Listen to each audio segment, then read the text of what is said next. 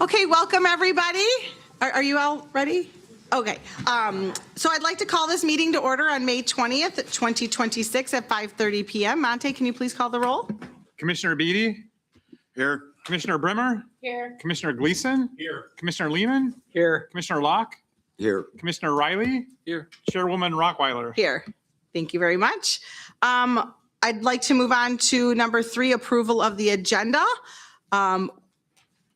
All those in favor say aye. Aye. All those opposed say no. Motion carried. Moving on to agenda item number 4, I'm looking for a motion to approve the meeting minutes from, I don't have the date, April 15th, 2026. Do I have a motion for that? I'll make that motion. Thank you, Commissioner Bremer. Do I have a second? I'll second. Thank you, Commissioner Beatty. Oh my gosh, sorry.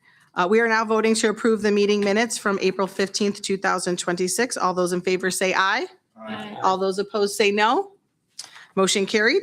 We are now moving on to public input. At this point, we'll open public input on non-agenda items. So if you're here to speak on anything outside of what's on the agenda, come forward. All right, seeing none, we'll close the public input at 5:33 p.m.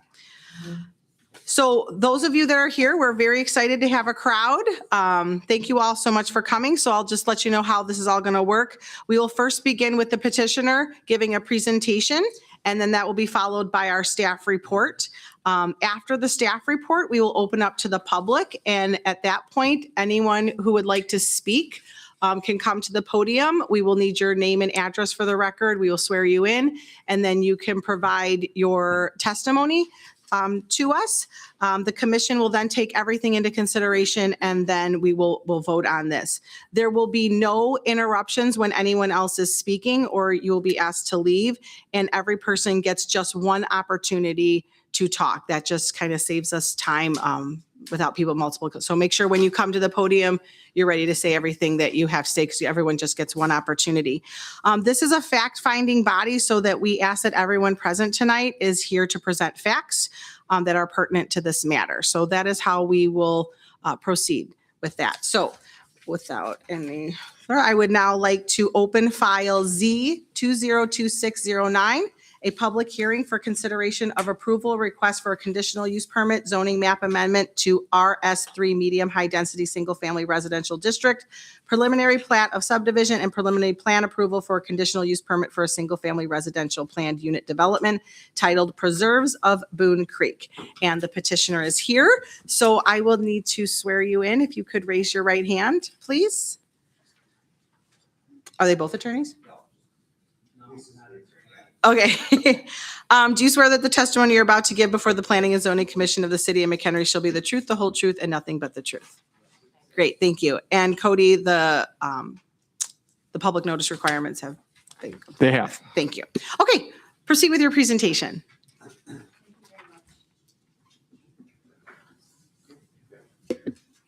Thank you. My name is Lisa Wagoner. I'm an attorney representing Cal Atlantic and Lennar. With me this evening from Lennar, Cal Atlantic, are Richard Murphy, a land planning and entitlements manager.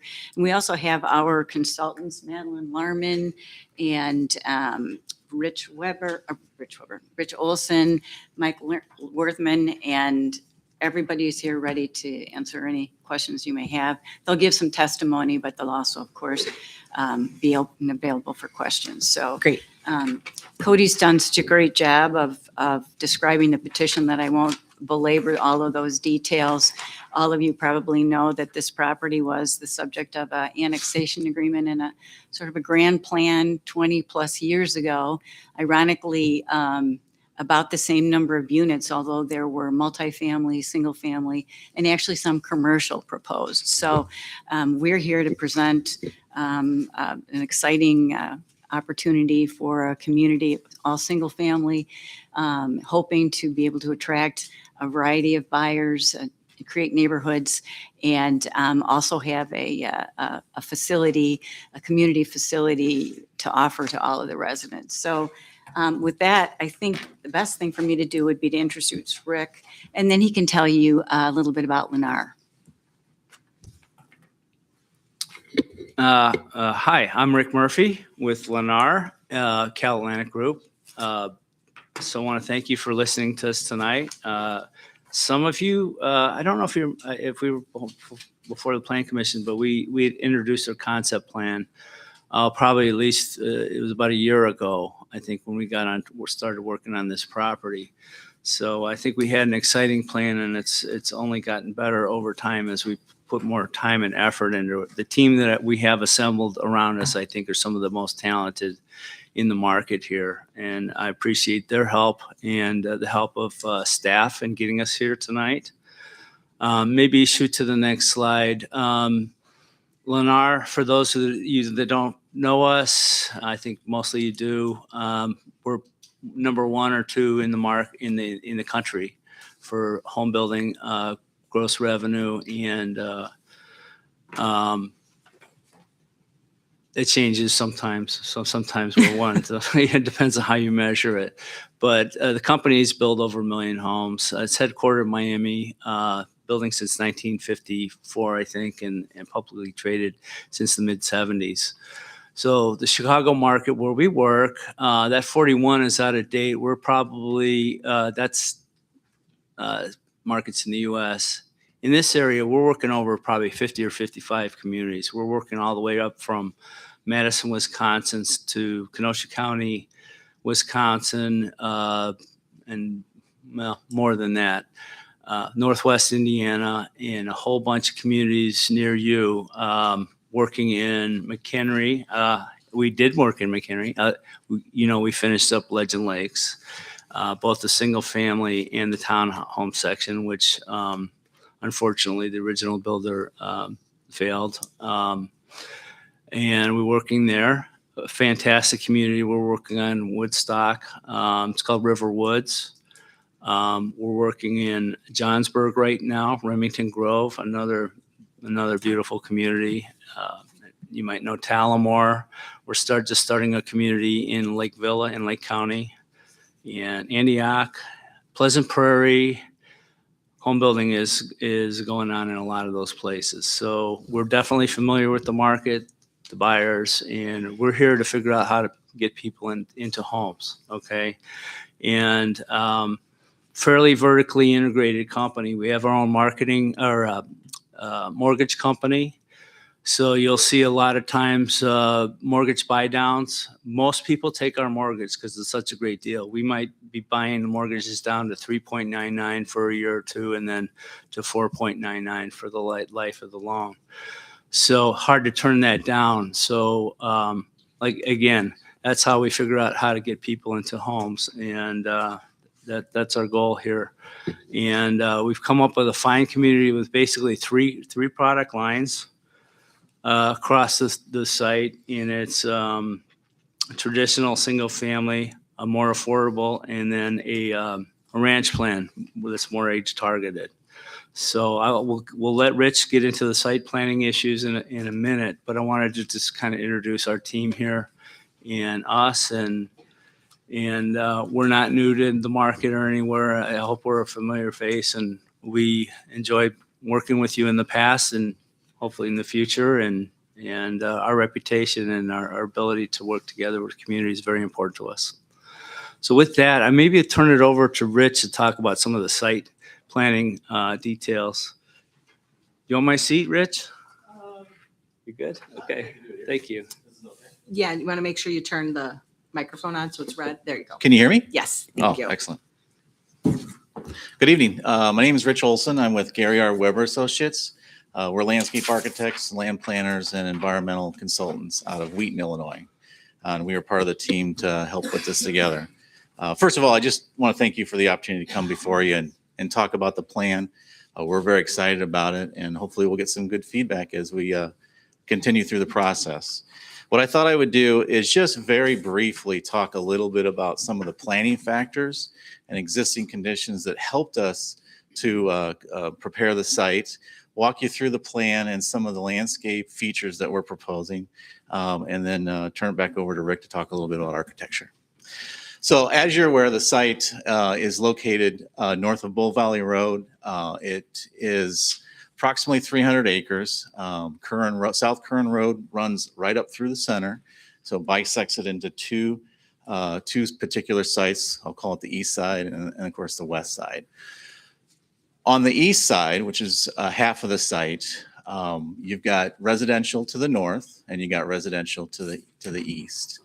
Some of the things that we look at on a particular site is, does it have access for vehicular and both pedestrian access? We look at how it connects with the community itself, and we look at how it lives within the road networks that service it. In this particular case, the east side has a creek, major creek that runs through it. It also connects really well to both the east residential community as well as to the north. It has major road access to the south and to the west of itself. The site generally on that side everything drains really toward the creek. So you're going to see the housing developments toward the high ends of the site, and you're going to start to see the stormwater basins toward the creek itself. And that serves as a nice buffer to the creek itself, which is a nice amenity for this site. And it's also a nice preservation area that we're incorporating into the site. To the west, same thing. It's got really good access to the major roads. It's got residential to the north, as well as residential to the west. It's essentially, there's nothing on that portion of the site. It's currently farmed, very little vegetation. You can see from the exhibit up here, this is a little bit of, gives you a little bit of that existing conditions, shows you some of the high points of the site. It shows you the general drainage patterns that you'll see on the site, the ridge lines. The red areas are the higher ends of the site. The flow arrows will generally tell you where the stormwater management is going. On the west side, the drainage goes to the north and to the southwest and a little bit to the east. So those are really where the areas where the stormwater basins will be in the current plan that we're showing. If you go to the next slide. So we're proposing a master plan community with about 600 homes. And as Rick had mentioned, 3 really nice product types that really fit well within this community. It offers really a nice way to get multiple people in different types of homes. On the east side, what you're going to see is our active adult home styles. And those are on the east side, which of course that's the green areas, is the creek that runs through the center of it. And you have traditional single family on the east side. And on the west side, you have the active adult community. On the west side of the plan, those are 2 different home styles that we're proposing. The age targeted is really a nice addition to this site, and it's really something that we're finding as a product that's well received and very well needed in this area. We have a bunch of amenities which I'll talk about, which we're very proud of. We've got a clubhouse, we've got 5 themed parks, we've got 3 miles of trail systems, a multi-use trail to the south that connects along Bull Valley, because there's a trail system about a half mile to the east that we'll be connecting into and giving access to from that standpoint. Let's move on to the next slide. So what I wanted to do is just briefly, the plan's such a large plan. I thought I would just have a couple slides that show off where the park areas are. And what you see is those are spaced out throughout the site on both sides, east and west of Curran there. You have a major access off of Bull Valley coming up to a clubhouse area, which I'll show you in more detail. All of these open space active parks that you see, whether it's a clubhouse or whether it's a play area park, those are all connected by a trail system, which is really cool. If you go to the next slide, Wow. you'll see how that trail system connects all of these open space areas together. We've designed this master plan community, and we're really proud of it in the sense that it connects people so that they can go throughout the site, access these social node areas that are both active and passive recreation, and very limited exposure to the roadway systems. And we've intentionally done that so that you have that experience that connects the entire site from east to west, which is really exciting. This slide here blows up a little bit on our crown jewel, which is the clubhouse area. The clubhouse area has everything that you can imagine on it. It's got open space surrounding it for active or passive recreation. It has integrated pool. It has open seating areas outside of the pool area for gathering. It also has a tot lot that's centered right just to the north of that. And some of those images that you see on the right-hand side are 3D images of what we're proposing at this stage. This is a rendering of the clubhouse that we're working toward designing. It's going to be fabulous. It's a first-class pool house and recreational facility for this particular site for all the residents. Another picture of it showing the pool area. This is an example.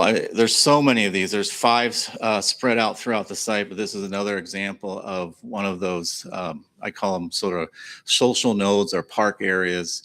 And we design these so that you have the ability for people to go there and experience the outdoor, plenty of space to be able to use them however they see fit. And a lot of times we have active parks, themed parks associated with them. And the nice thing is we've got 5 of these and they're spread out such a way that you're never going to get a situation where you get tired of a play area. If you don't like this one, you can walk down the trail system, experience that, go to another within very close proximity. And instead of having one central park, these are spread out. And we feel that's really a nice thing. So you don't have to get into a car. If, you know, a lot of people do that. But some of these are in a sense that you just walk out your back door and find one that's close by. And we think that's really, really neat. And because of the way the site is designed with these green space belts through them, these are all connected through that trail system, which is really cool. This is another example of one where we're doing yet another park, and these will all be themed for all ages, 2 to 12. And they're always connected, as you can see in the lower right hand, they're really connected to a trail system that again winds through the site. A lot of these overlook pond and natural features that are modern, designed for amenity nowadays because they're landscaped with natural vegetation and they integrate well within the site. This is sort of this whole plan is almost like a space shuttle. I mean, it's really well designed. The engineering that goes behind it, we've got first-class engineers that I think are the best in the industry that design these ponds to the highest level of degree, and it really integrates them into the site so that they're part of that open space experience that everybody can enjoy. So for example, that particular play area backs right up to that green space and the water area. So that creates that large feel and that space that people can recreate within. This is the one that's on the east side with the active adult. And so we've designed this one so that you've got the bocce courts, the pickleball courts, and all the things that the active adult user would really, really enjoy. It's got a putting green. It's got, we've even designed workout facility stations throughout the trail system that integrate within it. So that type of user not only gets the benefit of the clubhouse on the west side, but it gets its private designed park area that's specifically designed for that type of person. And the trail system again is integrated. And the park areas on the east side are right up against the backdrop of the preserved creek area and the forest that's being preserved there. Phenomenal experience as you're kind of walking throughout the community in that regards. This is another example of a park. Those down the right-hand corners, every once in a while you'll see these exercise nodes, not really social nodes, but more of an exercise node. So those will, you know, as you're running through or walking or jogging, you'll be able to utilize these for for recreation and a little bit of exercise as you're going through there. I probably would just walk by them, but one of the things that we're super this is by far one of the signature communities that Lennar is going to do in the Chicagoland area currently, and the entry features, the buffering, the landscaping is going to add to that experience as you, of course, come into the community through that with heavy landscaping and just a phenomenal look as you come in. And one of the things that that they really like to do is they like to put in large plant material that's way up and above the standard codes in these areas, and really like to create that central or that entrance feature. And this community has several of those. You've got two off of Curran and two off of Bull Valley, and they will obviously be a really nice feature as people come into the communities as well. I'll just sum it up. There's a lot there. There's a lot in this community. There's a lot of open space. We're doing about 44% of the site into open space.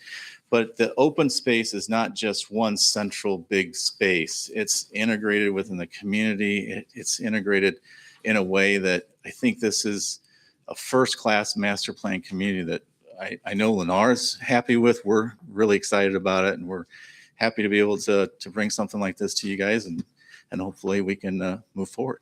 Thank you. Thank you.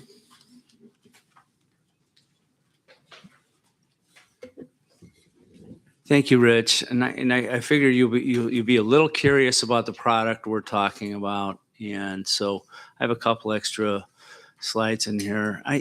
Maybe could you go back a couple to find a overall site plan? Oh, is there one at the very end? Yeah, go to the very end, please. Last slide. No, yeah, there you go. Okay, so we're talking here about the three product lines, and if you look at it, there's a couple of sections in yellow. Those are the traditional single-family homes. These there's about 221 of those total. Okay, and those are 1 or 2 stories with a full basement. We have 5 plans, 4 elevations on each one. So you'll have about 20 elevations on those. And those range from about 1,400 feet to about 2,600 square feet. And when you get into the blue section, kind of left of Curran Road, west of Curran Road, a slightly more affordable product, 1,400 square feet down to 1,880. Those would be built on slabs, okay? And trying to get into the affordable range for our home buyers. And I can show you a few elevations of those as we go. There's 166 in that section right now. And then the active adults that we're very excited about too is just to the east of Curran, between that and the creek there. So there's about 212 total of those. I think about a third of them would have basements and 2/3 will be on slab based on our what we see as the typical demand. Try to match that up. There's 5, I think 4 plans there. No, I've been mixed my totals up. 4 plans, 3 elevations on each, 1,400 to 1,880 square feet. So that's a little bit. Maybe we go flip back to the first thank you and give you a little, just some sample elevations. But the way we look at it is if you look at those columns, and those are just black and white renderings, but we have A, B, C, D elevations on each on these, and so that's how we get our diversity in the program. So we can mix them up even with the same home, but have a different elevation as we go. And you can see what doesn't show here is we didn't render any 3-car garages, but that even adds more to the diversity to the program, because the home sites that are in yellow on that map that I showed you before are sized to be able to fit a 3-car garage from this home site. So those can go either way. The other way, what I didn't talk about is how we operate. We used to do build to order about when I started like 8 years ago. Now we are 95+%. We start the homes on a regular schedule. We'll start the homes, so many a month, and we'll keep going. And you might have 20 homes under construction in a given product line, and people come in and we say, okay, we have so many here that you can move in 1 month, and so many, if you want to move in 90 days, we have these. And it's very good for our home buyers. They don't blow out of their rate locks or anything else because it's very short term. I mean, over the course of 5 months that it takes to build these, we'll have 15 or 20 homes under construction that they can pick from. And we know what people like. We pick those options or floor or elevations and so on. And that also gives us the opportunity to order the construction through the neighborhood logically, finish out a neighborhood instead of having these big gaps and holes all over the place.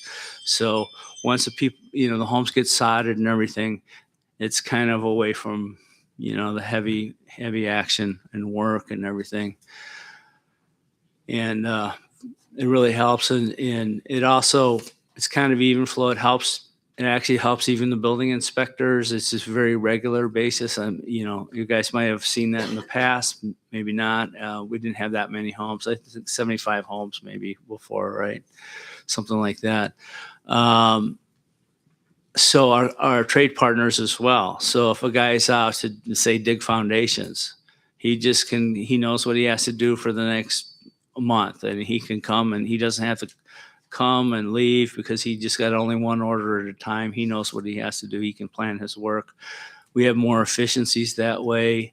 We do kind of what we used to call it everything's included, but a lot of the features that most people tend to get, like quartz countertops and vinyl plank flooring, these are upgrades we just built it into the program. So we don't,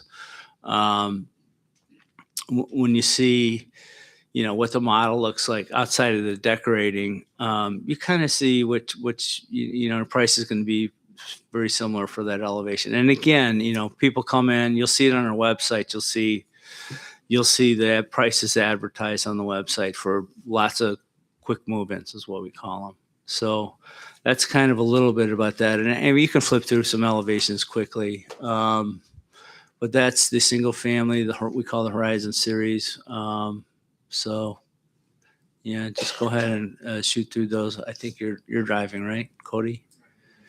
And this is the age targeted. We are probably replacing this with just a more current product, but very similar specifications. Home interiors, and this is more affordable, down 30 to 35 feet wide. And that's a few of those elevations. I think we might have at least 3, maybe 4 elevations. That's what, I didn't mean to get into this much detail here tonight, but this is how we structure our anti-monotony that our sales force and our planners adhere to when they're laying out what's next on the program. So with that, I will say this, Cody's report was very comprehensive. I don't think I don't think it behooves us to get through all those details and data in there. I think a lot of what we have in there, subject to final discussion. But with that, I'm open for questions, or our team is. Thank you very much. Cody, would you like to provide us with the staff report?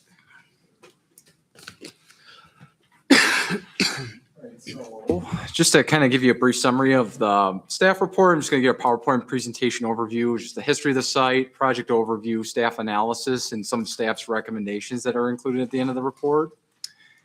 Just as Lisa had originally explained, the original development that was approved in 2005, it was approved for and zoned at that time and annexed with Gerstad Builders. That annexation agreement did expire in 2025. Gerstad is currently in the process of obviously selling the property, and so Lennar is picking up and continuing kind of that development with a little with modifications. Their overall concept plan, it was, as you can kind of see, it's somewhat similar. It does include commercial on the corners of Bull Valley Road and Curran. There is a townhome element that was included in Gerstad's development, but currently the current development's all single family homes. So as you can kind of see there, some of their access, there's been several access improvements and consolidations that were incorporated as part of some of the removal of the commercial there. But overall, I think it's a really well-planned and managed access program. Just for a comparison, you had the original development in the area. It was 285 acres of residential with 11 acres of commercial. The proposed, it's 293 acres. The overall density of both developments from the original in 2005 and the proposed is very similar, 1.93 versus 2.04. I mean, 0.11 dwelling units per acre difference, not really significant, but they also, the old development, they had townhomes, single family and commercial. The new one's only single family detached houses. Our current Vision 2050 comprehensive plan feature land use map recommends this area and similar in the surrounding areas as conservation residential. These are areas that feature larger residential lots, maintaining kind of McHenry's rural and natural character. Areas not used for development should be preserved for open space and natural habitat. They should be connected via trail systems that create off-street biking and walking routes. So kind of analyzing some of the text in that recommendation. You know, overall, it's a pretty decent spread of affordability. I mean, the target is to provide a mix of housing types approachable to depending on whatever the home buying demographic that's being targeted based on the phase of development pattern. But overall, you got between your 6,000 and your 9,000 square foot lots. That compromises about 70% of the lot bases there. But then you'll see other areas just based on topography, which they've kind of extended lots of up to 21,000, almost a half an acre in size. So it's really offers that mix and variety of housing types that's identified in our comprehensive plan that the city of McHenry is trying to attract is both affordable and attainable housing choices, one of our objectives. For green space, we have 32.7 acres of managed green space. So that includes landscape common areas and parks.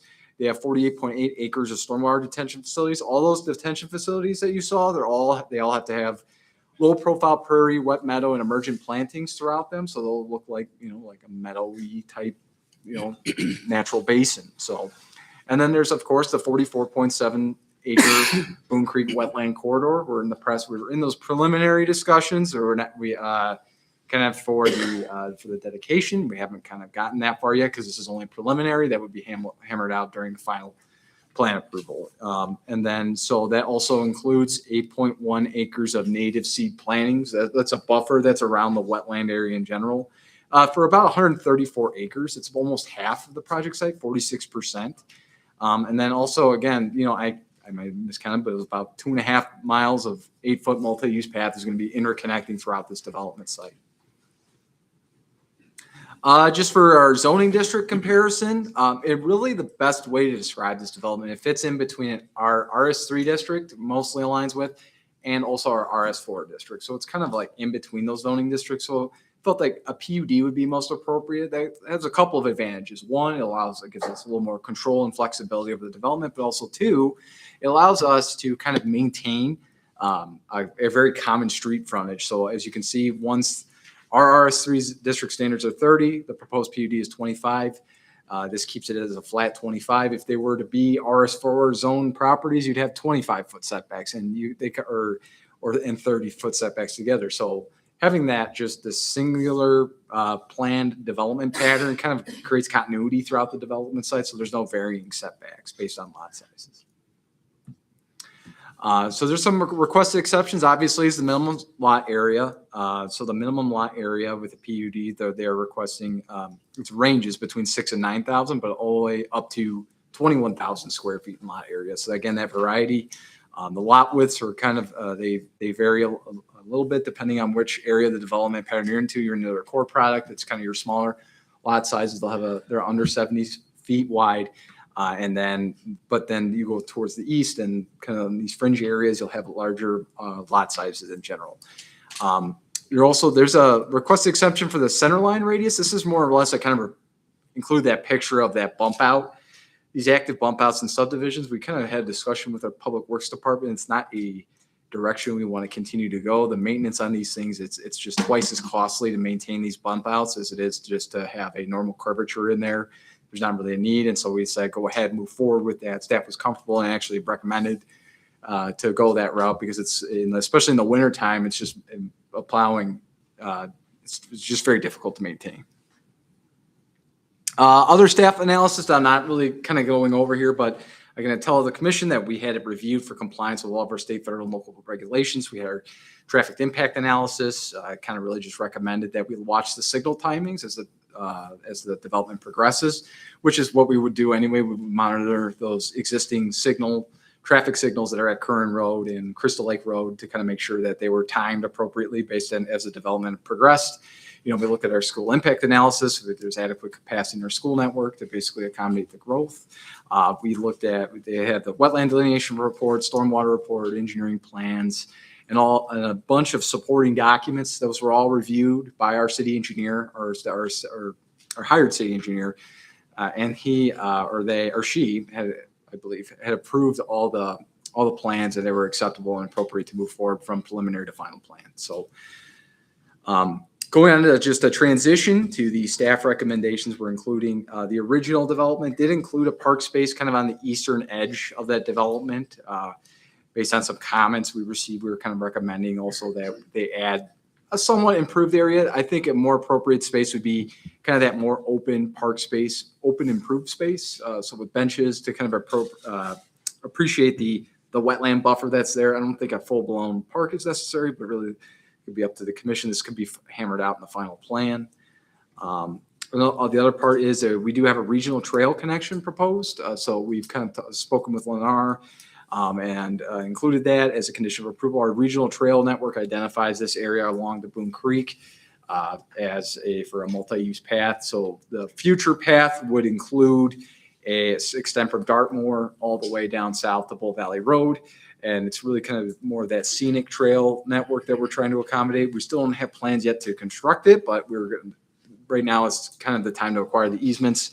And they've agreed to incorporate some of their trail. It would be dedicated to us in the future when we hammer that out in a development agreement and final plan, but also to include a easement for that trail network extension. I'm happy to answer any questions of members of the commission. Thank you very much.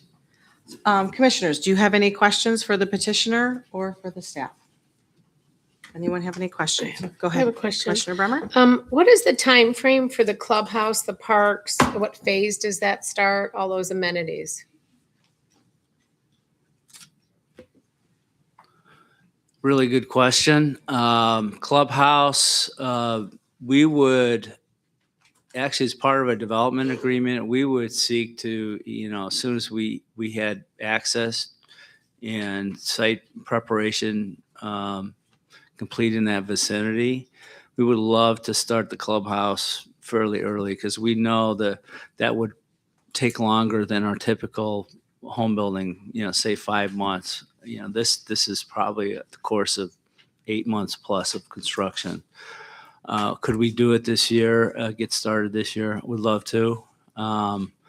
Perhaps we can put in some provisions into an agreement that if we have a hard surface to get back there, we could possibly work out getting a permit to get that started. So Thank you. park-wise, we view that, is there any way to zoom in a little bit? I'll show you a couple of things that we did. Zoom in on maybe the clubhouse area if you could. Okay, if you look at that area, you talk about phase one. That is the area we love to get completed first. Park is a marketing tool for us. So if we can get that beautiful and green and everything. The other thing I wanted to show you is you see those first 3 home sites just at the south end of the picture there. Those would be our models. We'd have one model. We'd like to have one model for each program right there. So that'd be our welcome home center, clubhouse, and the more that's done, people are going to go, wow, I really got to live here. And that's the whole goal here. Same thing goes with the entry landscaping, those kind of things. We want to have a, very welcoming entry into the community. So where they're in the future phase, I would say the park, might be slightly behind. But, one of the challenges with earthwork is, and I know our engineer has done a phasing plan, and definitely phase one improvements, we like to get it done. With the parks, some of it happen into next year, probably because of just the stage of land development. They need to have curbs and sidewalks and completed to get those started. So we would really start in phase one, but number one focus right here. Any other questions by the commission? Go ahead. Yeah, I don't know if this is out of order, but this is a public hearing. I would rather hold my comments and questions till after this audience Okay. is allowed to speak because they've been patient. So if you wouldn't mind. Okay. Could we? Yeah, do any other commissioners have any immediate questions they would like to ask before we move to the public input? I actually do, just clarifications on, or it wasn't really touched on, the intersections on Curran and on Bull Valley Road in your phases. How are those going to be? I live on Curran Road myself, and Dartmoor and Curran Road has gone through multiple changes because of issues. So my question is, I see this one up here on Newport Trail. Is that a proposed right in, right out? Is it only going to be a stop for coming in? Is there plans for adding turn lanes on Curran Road for these? Likewise on Bull Valley Road, are left turn lanes planned to be added? So yeah, Those types of things, are they going to be four-way stops? Like, what is the plan for those? this is why we have Michael and Madeline here to answer your question. Just for Monty, just to clarify which one of y'all you are for No Monty. problem. Good evening, Michael Worthman with KLOA. Performed the traffic study for the project. Excellent question. On Curran Road, we will be providing left turn lanes at each of our access drive. So the access drive to the north will have a southbound left turn lane. The two access drives to the south that are opposite one another, sorry, they will both have a separate left and a separate right turn lane in. And the access drives will be under stop sign control. Curran will not. It will have the free flow condition. On Bull Valley, the eastern drive will just have a left turn lane. The one on the west is proposing to have a separate left and a separate right, just given that it's serving more of the neighborhood and some more traffic. Both the access drives will be under stop sign control at Bull Valley. So Bull Valley won't be stopping. Okay.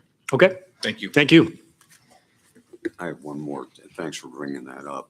Sir, as far as the choke point on Bull Valley Road where the bridge is 2 lanes and it feeds in, has that been taken into consideration? Because it's going to back up a lot of traffic. We took, the bridge over Boom Creek. Right. Secondly, Dartmoor will be utilized quite a bit, and part of the subdivision connected all the way through to Crystal Lake Road. There's no driveway access on the west. On the east, there's driveway access, which is going to cause difficulty, plus the road is much thinner. So I would just ask if you can comment on that. Or yeah, we did a thorough traffic study. Dartmoor, or Bull Valley has sufficient capacity to accommodate it. The bridge is sufficient for now. Curran Road, all of the access drives are going to operate at good levels of service. As it pertains to Dartmoor, we project most of our traffic will be traveling on the main routes of Curran and Bull Valley Road. While we will add some traffic to Dartmoor, it will be limited. There are going to be secondary access drives to the site. Plus, it's going to be a 2-way street, no pun intended. Some of the traffic on Dartmoor will be coming down through our subdivision to get out to Curran and out to others. So we're kind of balancing out that traffic volume. well, that is a collector though. Yes, Dartmoor. right. And it has sufficient capacity to accommodate any additional traffic that we're adding to it. Thank you. Thank you. Can I Oh, go ahead. can I add to that real Yeah. quick? So long before this project was ever proposed, the city of McHenry has a plan to replace that Dartmoor Bridge, and it will get wider for future accommodations along with a bike path. I'm sorry, not Dartmoor, the Curran Bridge. Right. Yes. There we go. Thank you, and sorry about that. Bull Valley Bridge is going to be getting widened, yes. All right. Does anybody, go ahead, Commissioner I just had Riley. one question on the age targeted segment of the property. What are the rules around that? When you say age targeted, is it 65 and older? The active adult Active area? adult area? I'm sorry? The age targeted section, Yes, sir.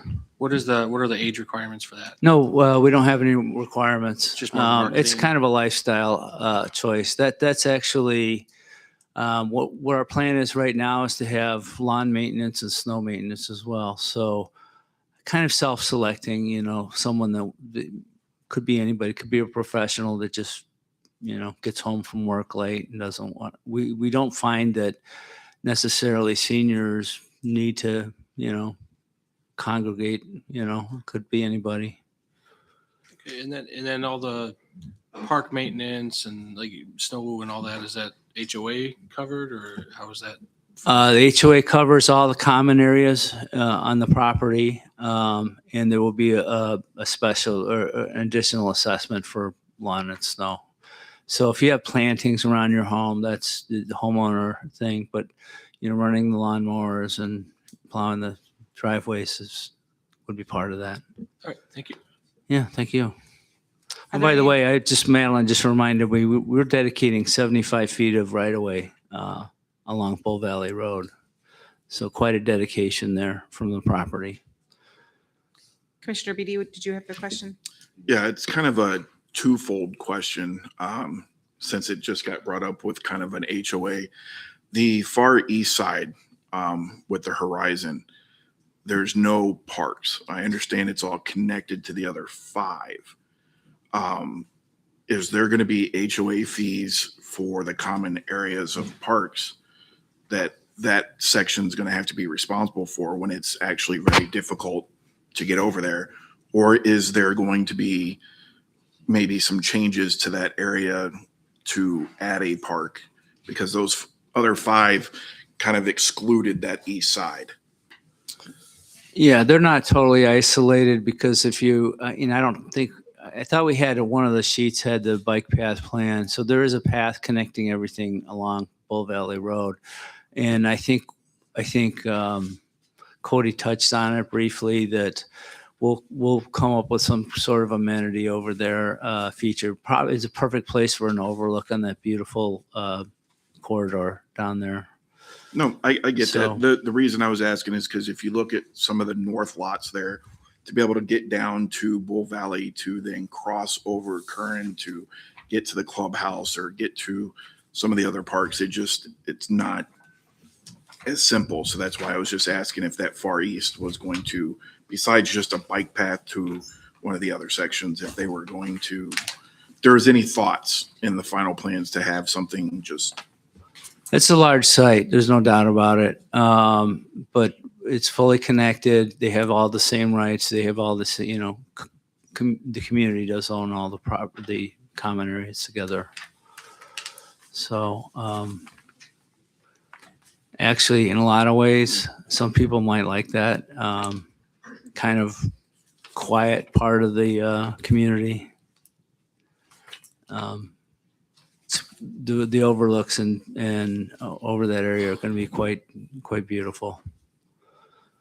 So those home sites that back up to properties like that, the common area right there, usually go for quite a premium. So we're aware of that.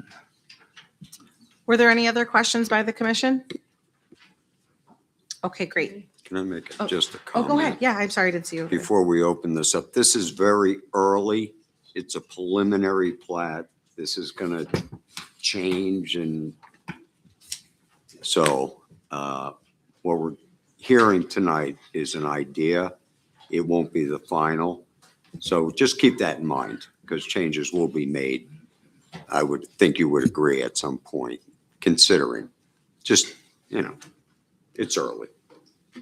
So yeah, so just to touch on that, this will not have to come back to planning and zoning if there's not substantial changes to this plan. So what you're voting on tonight is actually pretty much what is, and I can actually tell you this is going to be, because I've seen the final engineering plans from Lennar. So there may be some park changes, some things like that aren't substantial. If you remove a park, that's substantial, right? If you add some amenities, that's really not substantial because you're adding things, adding more amenities. But this is pretty much, it is preliminary, which means there could be some changes moving forward. But this is pretty much set in stone with what they're presenting to us tonight. So lot size, road systems, things like that. The big stuff. Preliminary plat, preliminary engineering. So they've done the preliminary engineering. It's been reviewed by the city engineers. It says, hey, on paper, this is going to work. The final engineering still has to be reviewed for this, though, to make sure that all the detention facilities are correct and outfalls and placements of things like that are okay. So, but this is the general plan that you're voting on tonight. Okay, then before we open the public hearing, Cody, do you have the list? Okay, so if you signed up to talk, we're just going to start from the top of that list and go all the way down. And then if anyone who didn't sign the list would like to speak, you can also speak. So we'll call you one at a time to come forward. You'll state your name and address for the record, and then I will have to swear you in. Remember, we are a fact-finding body, so we're asking you to come forward and present your facts to us. You are only allowed one time to speak just because we want to make sure that everyone's voice is heard tonight. So please remember that. Gather all your thoughts and be ready when it's your turn to speak. So now I would like to open the public portion of the meeting at 6:23 p.m. Who do we have first on the I have list? Kevin and Carol Harrington. Are you still here? Okay, please come forward. And then state your name and address so we can get that on the record. Carol Harrington, 505 Brookwood Trail. You got that? Okay, then could you please raise your right hand? Do you swear that the testimony you're about to give before the Planning and Zoning Commission of the City of McHenry shall be the truth, the whole truth, and nothing but the truth? Yes. Proceed with your comment. Okay, well, I would like to say that we did pay a premium price for our lot, for our view, to have an oversized lot, just to let you know that.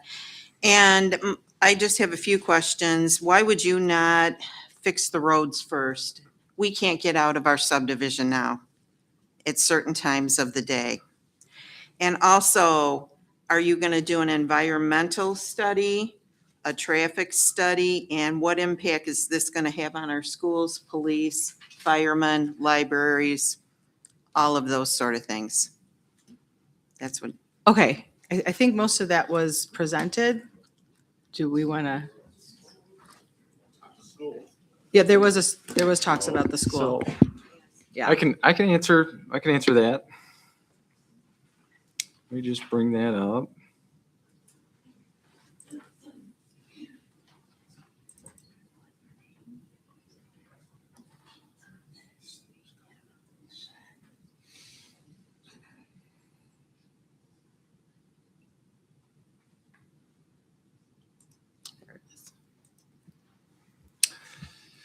Okay, so as part of the city's due diligence, we do a school impact analysis. So what we do is we look at and we pull the fall enrollment numbers of school-age children in District 15 and 156. As part of that, we did look at going all the way back to 2010. Since 2010, both School District 15 and 156 have experienced approximately 15% decrease in the amount of students. There's about 1,050 less students today than there were in 2010. This is kind of matching the general trend across the United States. People just aren't, the houses aren't just, they're not just producing as much kids as they were before, as they were in the 90s. So the way we kind of look at school impact analysis, so we have to rely on what's known as the 1996 Naperville formula. It is out of date, but it is the one that we use because it's been legally backed and it's based on zoning case law. So what that does is it takes the number of school-age children that's generated. And so based on that analysis, the maximum number of school-age children, the high end that we estimated was 563.55 children, or 564. And that was based on a conservative kind of spread. So looking at 5% 2-bedroom homes, 40% 3-bedroom homes, 50% 4-bedroom homes, and 5% 5 or greater units. Based on that methodology, it was a little bit high. It's much higher than kind of what the existing trends. Based on the 2018 American Community Survey that was conducted by the U.S. Census, we're looking at approximately 0.43 children are generated from new owner-occupied detached single-family residences in the state of Illinois, specifically in our marketplace. And so that accounted for approximately, I think it was 258 students. So you could have anywhere between 258 and 563 students that are generated over a 6-year period. And so given that difference, there's approximately 1,050 students less in the district. So there's approximately still 500 students approximately left in that are available to attend the schools. And, you know, it's even surprising because we looked at what did Stonewater's impact have on our school districts, and they still saw a decline in their student enrollment and population for the last 15 years. So, Well, those are probably new families, and they are going to go to our high school Mhm. at that development. no, they Right. will, correct. Right, yeah. Well, that's my concern. I just feel like this is taking away from our quality of life. And we have been in this house 40 years. We were told when we built that house that that property would never be developed because it was in a trust. And I understand things change, but this is just very disappointing on this density and the plan. Thank you for your comment. Okay. Could I add to that real quick? I'd like everybody to know that we just met with both superintendents this morning for the second time about this project. So the city's concerns about how it's going to affect the school districts are there. We're not just, you know, riding through this without having those concerns as well. So we are working with the school districts, so they're fully aware of what's happening. Thank you. We will, like, next on the list? Grant Dalkey. Welcome. Could you please state your name and address for the record? Grant Dalkey, 5854 Fieldstone Trail. And then can you raise your right? Thank you. Do you swear that the testimony you're about to give before the Planning and Zoning Commission of the City of McHenry shall be the truth, the whole truth, and nothing but the truth? I do. Great. Proceed with your comment. To the best of my knowledge, looking at the current zoning and, pardon my rudeness, good evening, Chairwoman Rockweiler and members of the commission. I've served as a vice chairman for planning and zoning for a different town for many years previous to moving to McHenry. I understand the challenges that you face and the gravity of your decision. I'm here tonight, and I should say the petitioners have created a beautiful plan. It looks really great. It's one of the nicest that I've ever seen. It's very well thought out. It's very well done to modern planning standards.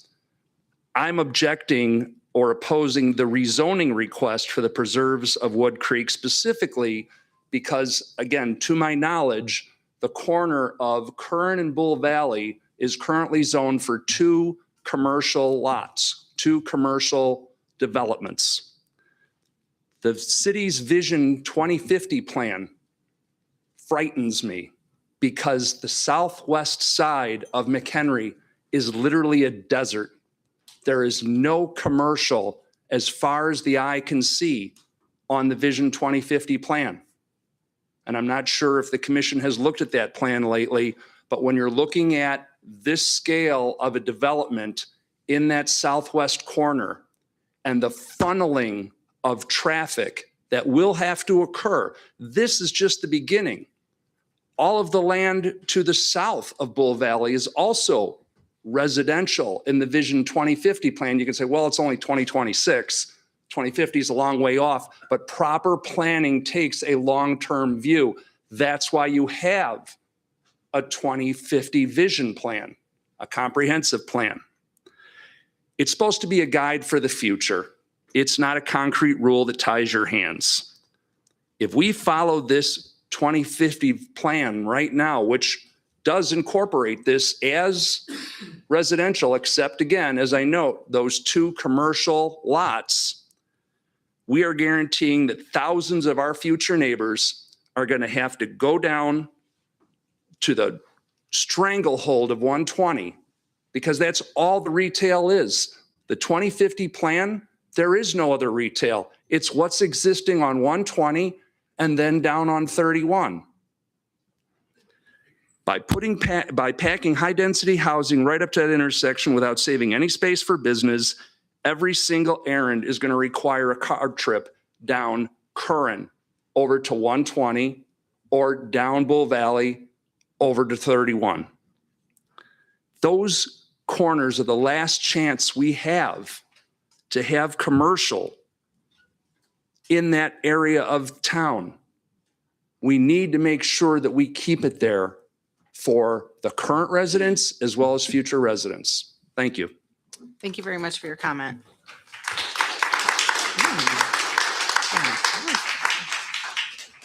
Michelle Linderman.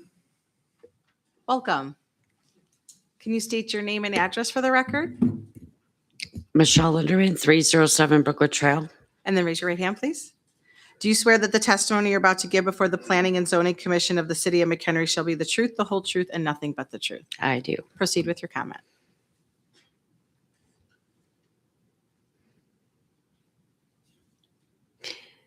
I have like many, many concerns with regards to the property that's going to be built behind mine. I myself was on Brookwood. It was a farmland. I understand that, you know, it's going to become residential property. How is Lennar or anybody that's building it, how are you guys going to contain all the dirt that's going to be coming towards our homes from it being built? Drainage, you know, what's going to happen with our drainage? Are we going to end up backing up on ours? There's also easements behind our property. Are those going to be eliminated? Another is that new home's going to be right up back to ours. The other thing that like I said, the other thing that's concerns of me is the traffic. You know, because as Mrs. Harrington had said, it is like nearly impossible for us to get out of our neighborhoods to begin with. And adding all of these extra, you know, residential people with these 600 homes, it's going to be impossible to get in and out of our neighborhood. Thank you. Thank you very much for your comment.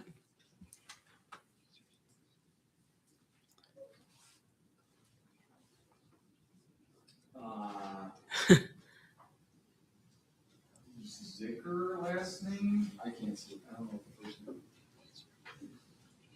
Abbey Drive, 5410 Abbey Drive, said maybe. Oh, there she is.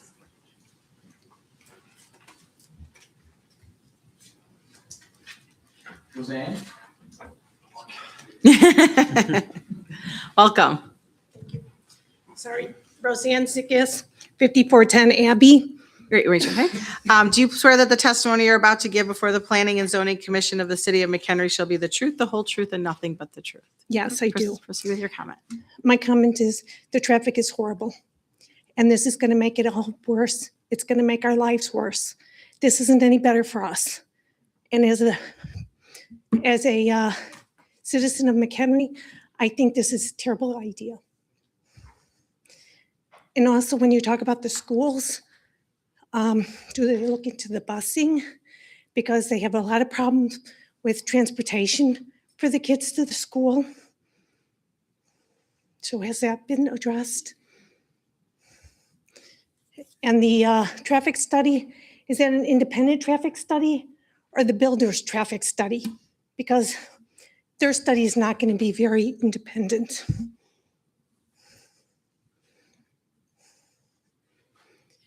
And I agree with what the other gentleman said about the zoning for changing the zoning.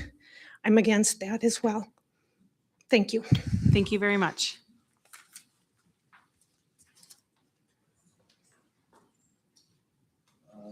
Suzanne and Jerry Cohen.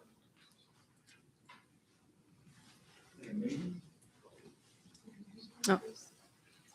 Yeah. I think he's coming for it. Hello. Hi. Welcome. All right, can you state your name and address? for the My record? name is Jerry Cohen, 509 Brookwood Trail. Okay, raise your right hand. Do you swear that the testimony you're about to give before the Planning and Zoning Commission of the City of McHenry shall be the truth, the whole truth, and nothing but the truth?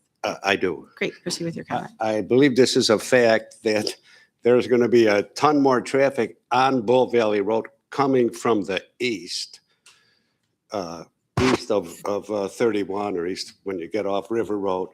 And I don't know that there's been any mention of expanding Bull Valley Road. It's only one lane each way now, and traffic is very bad. And with 600 more homes, without widening the streets other than by the bridge, I think that's going to cause a major problem. Thank you. Thank you very much for your comment. Kathy Backhouse. Welcome. Can you state your name and address for the record? My name is Kathy Backus, and I live at 104 South Curran Road. Well, and then raise right hand, sorry. Do you swear that the testimony you're about to give before the Planning and Zoning Commission of the City of McHenry shall be the truth, the whole truth, and nothing but the truth? I do. Thank you. Proceed with your comment. Okay. I've lived on Curran Road since December 1978, and the property I live on used to be my husband's family farm. And my husband was the developer of Boone Creek subdivision. And the half of the houses were built by his development company, his brother, and he built those, and the other half by Jerstead Builders. And Curran Road was originally supposed to be a bypass road, and it was supposed to come from Route 31 South and cut over to the end of Curran Road, and it was supposed to follow Curran Road down Ringwood Road and go all the way to 31 North. And it was going to bypass the city of McHenry, and it was supposed to be double lane divided with a grassy median. And, you know, with all the development that's gone on, the traffic is really bad along there. And there's been a lot of accidents at Dartmoor. And I mean, this winter I had 2 people go out of control and go in my front yard on Curran Road. So I'm very concerned about, you know, they're going to have in the development road that's going to cut across Curran Road from the east to the west and back and forth with their development. But there's not going to be, you know, like a traffic device there. And I'm just concerned about accidents and possibly making that a right in and a right out, you know, like so that if they can't drive straight across would be probably safer there. And the traffic just backs up along the road. And now with the 31 South construction that's going to go on, our road is like a undeveloped bypass. So a lot of people from Wonder Lake will travel along our road up Bull Valley Road, and a lot of people that work in Crystal Lake and Lake County go on that road. So during commute times and when the school buses are running, it's very busy along there and very dangerous. So that's my concern. Okay. Thank you for coming. Thank you for your comment.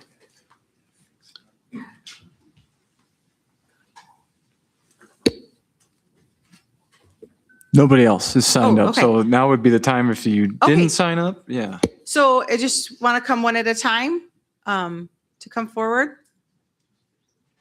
Welcome. Thank you. State your name and address. My name is Dale Moran, 6703 Bull Valley Road. Okay, and swear. Do you swear that your testimony you're about to give before the Planning and Zoning Commission of the City of McHenry shall be the truth, the whole truth, and nothing but the truth? I do. Proceed. So I live at 6703 Bull Valley Road currently. I've been there for almost 40 years. It's the original farmhouse for that 60 acres directly across the street from the property. My house was built in 1870. My barn was built in 1855. My house was 30 feet from the road because it used to be a wagon trail. Cars often travel down that road at the excessive speed of over the 50-mile-an-hour current speed limit. So I'm concerned about that. that Bull Valley Road gets black ice all the time. We've had flipped over cars in our driveway. My fence was taken out. I eventually took it off. So, because people speed from coming down from walk up before they hit Bull Valley or coming out of Bull Valley going to McHenry.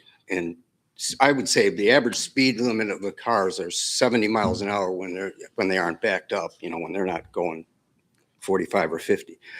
But motorcycles, 100 miles an hour every day and every night. And it's not just one. Most of them are crotch rockets. I don't hear very many Harleys. That's one thing. Our groundwater, when Legend Lakes was put in because of those great big, what they call ponds, but they're man-made lakes, our groundwater was drastically affected. I'm concerned about the groundwater from the current people who live in the area who have wells. I agree with the gentleman on the original proposal had Jerstead with some commercial property, which we were kind of excited about.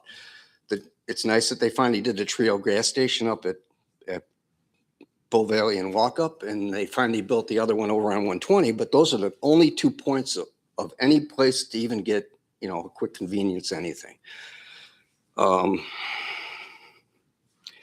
You've already addressed the schools. Oh, so with this proposal going in Legend Lakes, I fought against Shamrock Farms. The Adams, who were friends of mine, they only had like 130 cattle on that. So there's going to be 4 times more houses on this property than there were cattle that I helped birth calves on and milk. But with this going in Legend Lakes going in, eventually the 80 acres of the original Curran farm that are in that big open space between the two is going to be developed also. So you have more roads, you're going to have more ponds, you're going to have more people. And traffic is just a huge issue for me. Like I said, sometimes my wife almost got rear-ended just turning in our driveway with her turn signal on for a half a mile, and a guy pulling a Bobcat went off the road and around her at 50 miles an hour. He didn't brake at all because he would have just taken her out. She would probably be dead. So I guess that's about it. The last thing is, I don't know why we have to go to high density housing when we already had medium density housing scheduled for it. It's just more people, population's going down, but we're building more and more houses, which I worked for a builder for over 30 years. So I know what it's like to make a living and to do this kind of thing. But the housing industry, there's eventually we're going to run out of houses, run out of people to buy the houses, and we're going to have all these houses that are going to be uninhabitable. So thank you. Thank you. Would you like to come next? Would you like to? Okay. I saw you standing over there to be next in line. And your name and address for the record? Actually, before I make a statement, could the chair acknowledge on the record that a quorum of elected officials is not present? That is not true. We have a quorum. You have a quorum Oh, yeah. of elected? No. Yeah. City council members. City She's council. referring to city council members, and I'm only aware of 2 being here. I think Sue left. Okay, yeah. So then. Okay, then there's sorry. only- I Because I thought you were can't say a talking word about us unless- we have No, a no, no, yeah, quorum. you're, Okay. Elected. Okay, Okay. Ross, could you also confirm as well that there is no quorum? I do not see anyone in here other than you, Chris, I don't see who anyone. is an elected official for the city of McHenry. Okay, Okay, great. so now state your name and address for the record. Wonderful. Chris Bassey, Fox Ridge Subdivision. Okay, and raise your right hand, please. Do you swear that the testimony you're about to give before the Planning and Zoning Commission of the City of McHenry shall be the truth, the whole truth, and nothing but the truth? I do. Okay. My name is Chris Bassey, and I am a resident of Fox Ridge neighborhood, and I am also on City Council representing Ward 4, which is what most of you people are here from. The only real conservation in this site plan is the wetland, and that is not a buildable tract of land.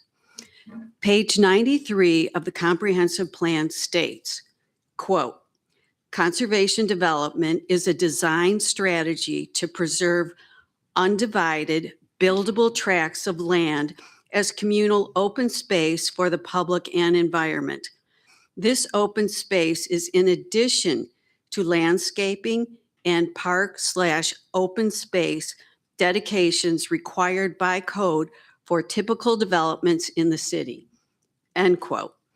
This site does not include enough open space to qualify as conservation residential development.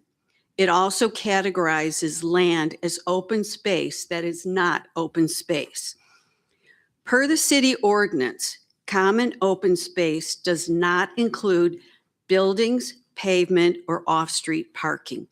Because of this, a significant portion of the planned parks are not considered open space, including the clubhouse, pickleball courts, and the clubhouse parking lot.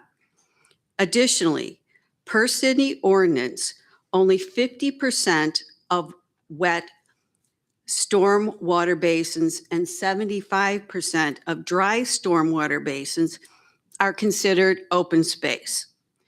To be considered conservation residential development, McHenry County's ordinance requires a minimum of 50% of the site area to be open space. Until the Unified Development Ordinance is completed, it would be prudent to follow the guidelines of the county. I understand affordable single-family housing for purchase is needed. It is possible to increase supply, but it is also required to follow the future land use designation. As both a resident and an elected official, I hope the commission requires significantly more open space and less density before moving forward. Thank you.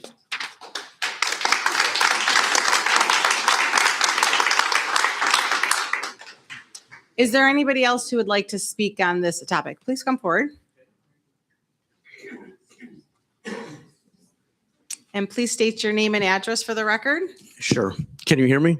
Yes. Yeah, my name is Mark Snow, and my address is 6520 Cork Lane in Legend Lakes. Well, So I need you to raise your right hand so I can swear you yes, in. go ahead. Yes, that's okay. Do you swear that the testimony you're about to give before the Planning and Zoning Commission of the City of McHenry shall be the truth, the whole truth, and nothing but the truth? Yes. Proceed with your comment. Okay. First of all, thank you for having this public hearing. I Thank know you it's for required coming. by law, but it's very informative. And there were an awful lot of very good questions that were posed. I have a couple of questions that I'd like to get answered if possible. And I'd like you to consider these because I know they won't get answered today. First of all, when the roads Bull Valley and Curran will need to be widened, will there be any requirements for Lennar to make a contribution to widening those roads? Will there be an escrow account set up, et cetera? Second thing is, will the basin, which will be directly behind my home, will that be wet or will that be dry? And then finally, is there any time estimate as to when construction will actually begin and where it will begin? I know you talked about doing the clubhouse first, but I'm wondering how about putting in the sewers and all that other infrastructure? Those are the questions I have. Okay. Does anyone have any, want to answer any of those questions? Do you want to do it right now? Or do you want to wait till the end to answer? Oh, you're just making a list of things to, okay, that works better. So Sorry. they're making a list and A what? they'll respond when Oh. we're done with the public hearing. Okay, all righty, great. Okay. Okay, thank you very much. Thank you very much. All right, is there anyone else here who'd like to speak on this? Please come forward.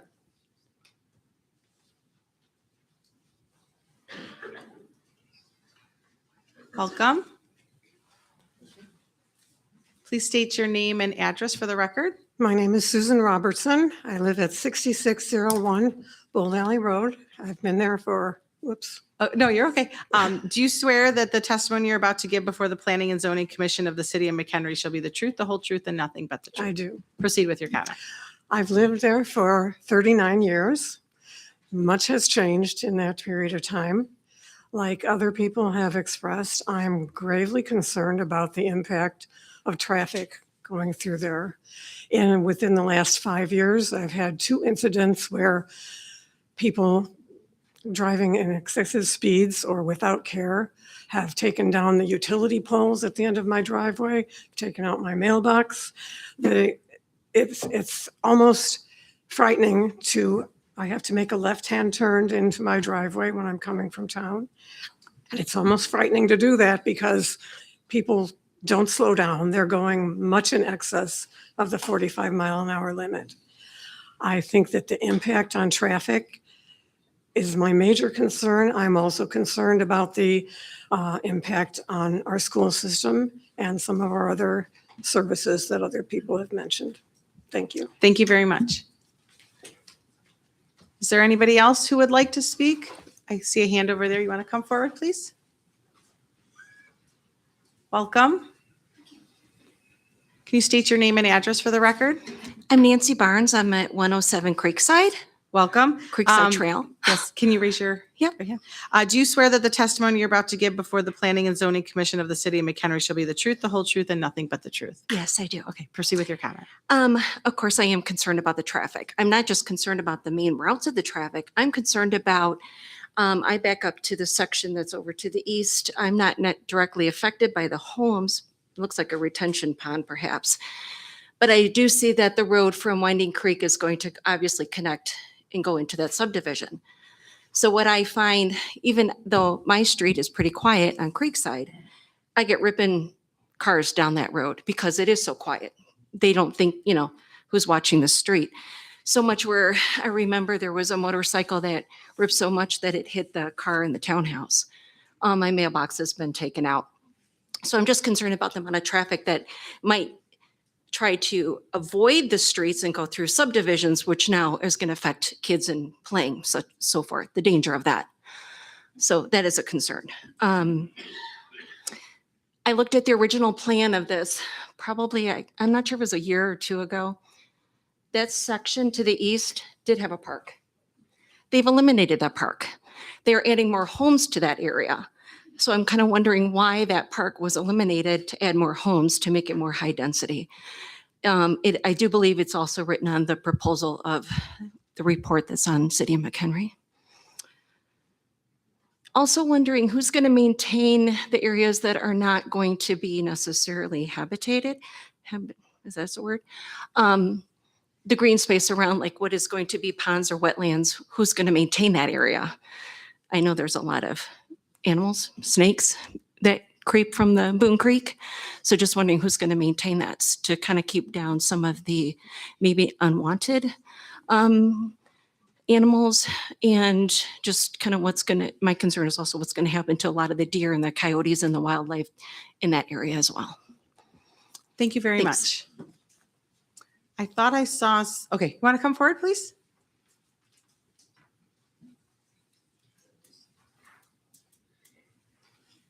Welcome.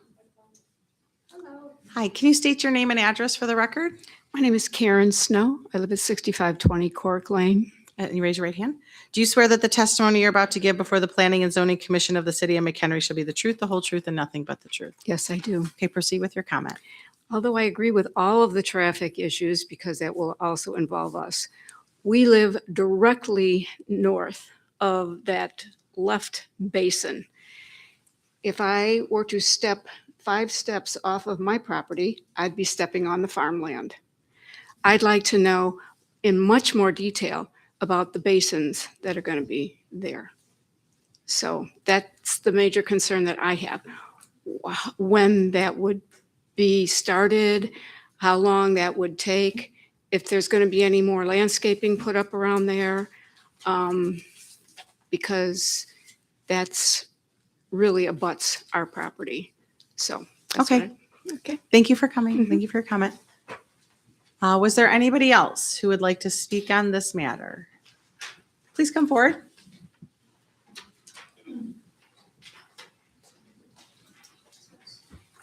Welcome. Can you please state your name and address for the record? Theodore Osborne, 6320 Ojibwa. And then please raise your right hand. Do you swear that the testimony you're about to give before the Planning and Zoning Commission of the City of McHenry shall be the truth, the whole truth, and nothing but the truth? Yes. Proceed with your comment. I actually had a question. I can't tell, is there access to the west side to Bull Valley? Is there an access inlet to that subdivision? Yeah. Okay. So you let people going in and out of Bull Valley? That's one of the, identified, so that's part of the. This section of Bull Valley Road is part of the Bull Valley Road, Miller Road, Chapel Hill Road, River Road corridor study. It's the West McHenry bypass. Yep. And so there's only several designated full access points. That is one of 5 in the city of McHenry. Okay. How many units are on the west side there out of the 600?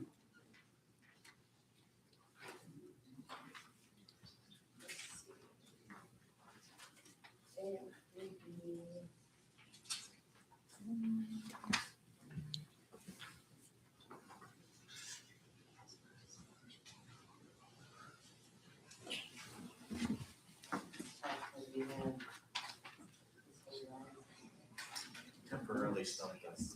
Did I? Yeah, do you want to just proceed with your And then comment? on the west side, the Curran Road, there's just one entrance, correct? There's two on Curran? Okay. All right. So we got what, roughly 600 residents, 2 cars per residence, conservatively. So 1,200 more cars. Looks like, I don't know, you got at least 2/3 of the residents on the west side? 361. 361? Okay, so, and those are all single-family residentials. So maybe 900 cars. So you got 300 cars going through 3 entrance exits during rush hour? No? Yeah, well, we can, Roughly- why I'm don't you just make? trying to get a grasp of, Yeah, so why don't you make your comment and then they're taking notes to answer all of everybody's questions and concerns. So your concern is mostly traffic yeah. with the, Mostly the entrances and- traffic okay. patterns and that. okay. Yeah. So they'll put in their notes to comment on traffic patterns because Okay. that seems to be one of the I mean, biggest. it looks like topics a of concern. decent subdivision. I'd stick it in Lake in the Hills, not McHenry, but I mean, people move here for bigger lots, not clubhouses. But, you know, it's not ugly, it's not obnoxious. It's just a little condensed, so. Right. All right. Thank you for your comment. Thank you. Is there anybody, okay, I see a hand back there. You want to come forward, please? Welcome. Go ahead. And then could you state your name and address for the record? Dan Wyack, 5503 Creekside Court, McHenry. Welcome. And then raise your right hand, please. Do you swear that the testimony you're about to give before the Planning and Zoning Commission of the City of McHenry shall be the truth, the whole truth, and nothing but the truth? I do. Proceed with your comment. I've got a question for Lennar. On the east side of the plan that you have, how many homes are planned on being in that section? 72 home sites. How many? Are you it? Just on the yellow, on the east side, Oh. Yeah. which would be the single family. 72. How much? 72. Okay, now do you realize you only have basically one entrance off of Bull Valley to get into that section? And the rest of all of the traffic is gonna go through Winding Creek Drive. There's gonna be, nobody wants gonna go out on the Bull Valley because the traffic is already bad and it's gonna make it even worse. So what's it gonna do? It's gonna force all those homes that you're putting into that new subdivision to go down Winding Creek Drive. Or there's another street which is just like a loop, but it all ends up in the same place. So that means it's gonna come out on Crystal Lake Road at that stoplight, which is gonna make traffic even worse. So you've only got 2 entrances basically on that subdivision, which is gonna create a disaster in traffic, because you know no one's gonna wanna come out on Bull Valley Road because it's already bad. And that's just gonna make it even worse with one entrance going out that way. So. Thank you that's all very I got. much. Thanks. Thank you. Was there anybody else who wanted to provide testimony? Please come forward. Welcome. Can you state your name and address for the record? Evelyn Triskaski, 405 Brookwood Trail. Okay, and then raise your right hand. Do you swear that the testimony you're about to give the Planning and Zoning Commission of the City of McHenry shall be the truth, the whole truth, and nothing but the truth? I do. Proceed with your comment. I'm kind of restating some of the issues that some of the other residents have stated. We happen to live on Brookwood Trail, which is the east part of that yellow section. So there will be a home from Lennar butting up against our backyard. So I was wondering what the length of those lots are, the width, and the length of those lots, the size of those lots. And I also am wondering, again, about the wildlife. Our backyard faces right now farmland and the creek. And there are, as other people have mentioned, deer, ducks. We have ducks that swim in our on the top of our swimming pool already, so they're running out of space. There used to be cows back there again with the farms, but there has been so much building in McHenry over the last, we've been here for 42 years.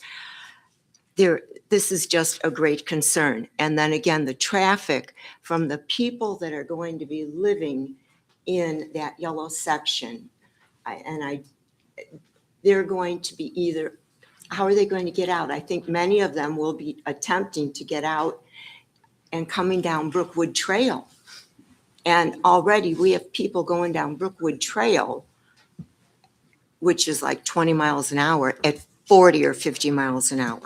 So the traffic is a huge part of this also. Thank you very much. Was there anybody else? In the back, would you like to come forward?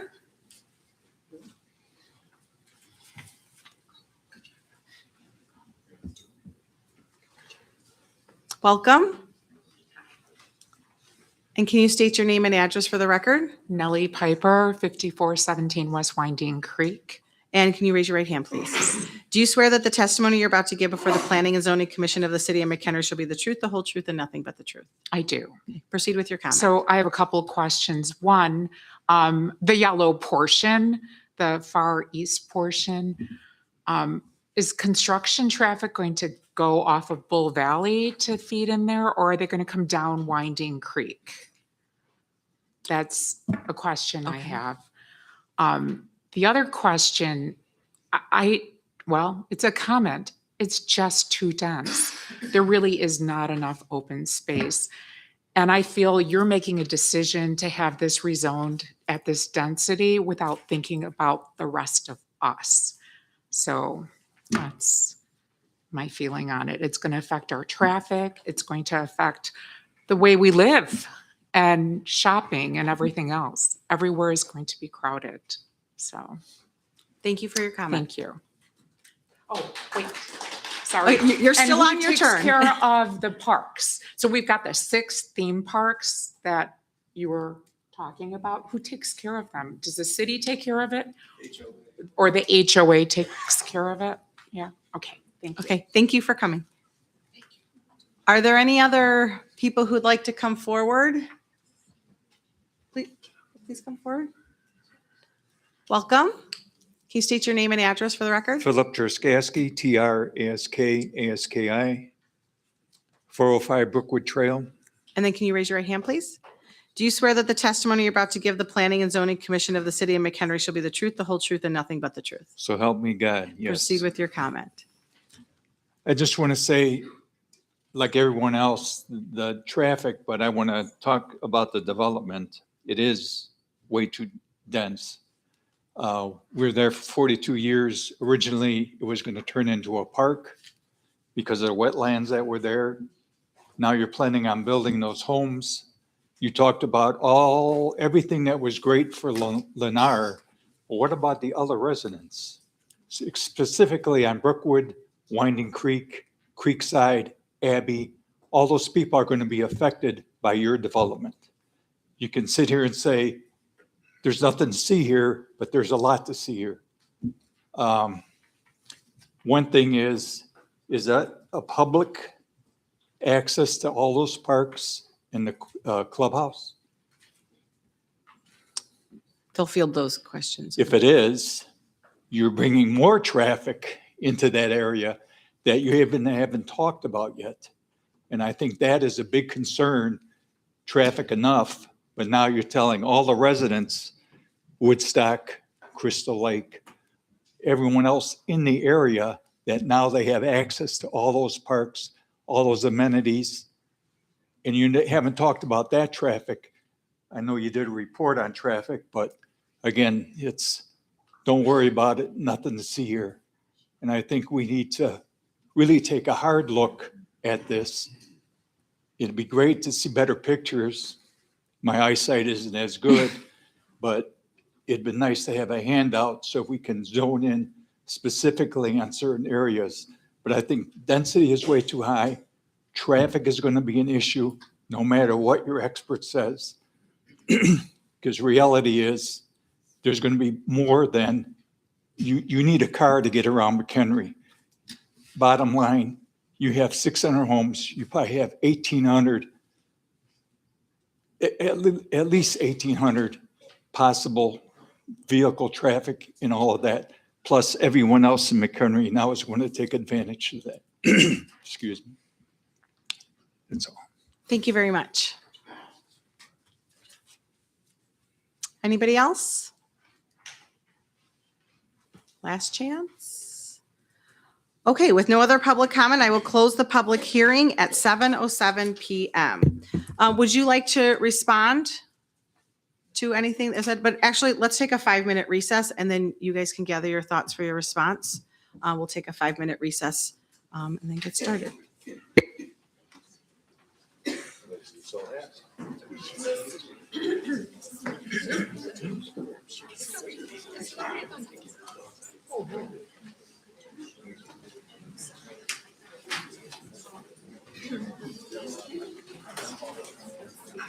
Yeah.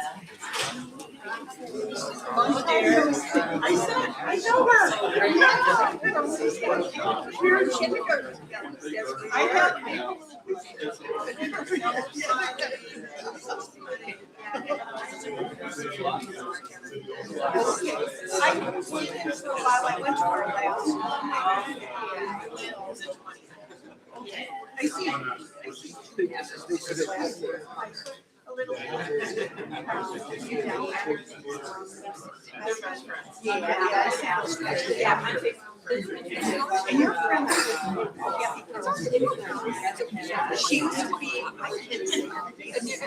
Yeah. You can hear all kinds of horrible stories from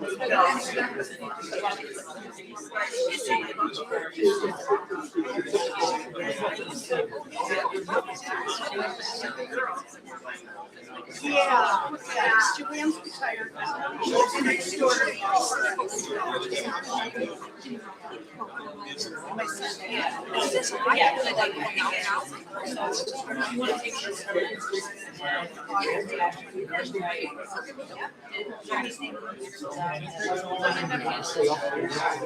I mean, when I hear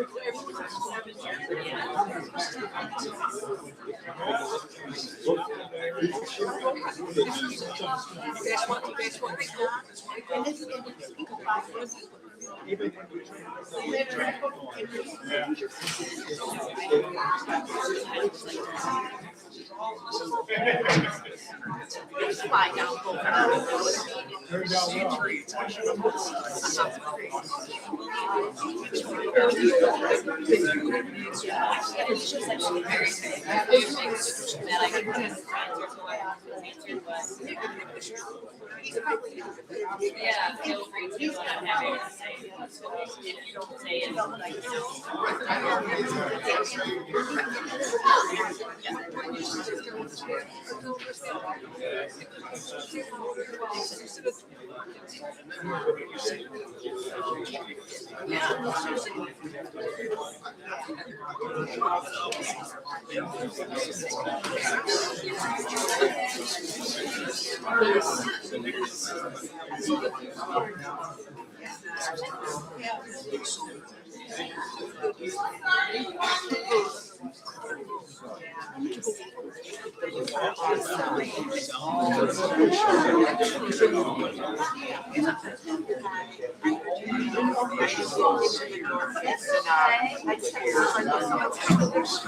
She told me what, you know, I wish I would have.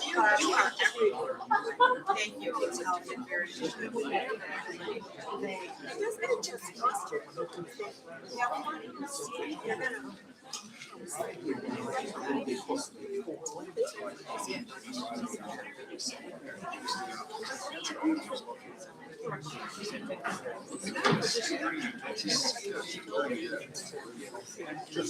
Oh, okay.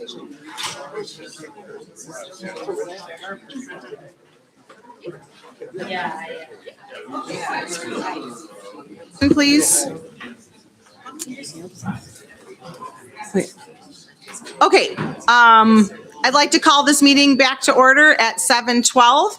And would you like to respond to what the residents have said and some of their concerns? Yes, we do have a number of our consultants will be able to answer Okay. a number of the questions, so.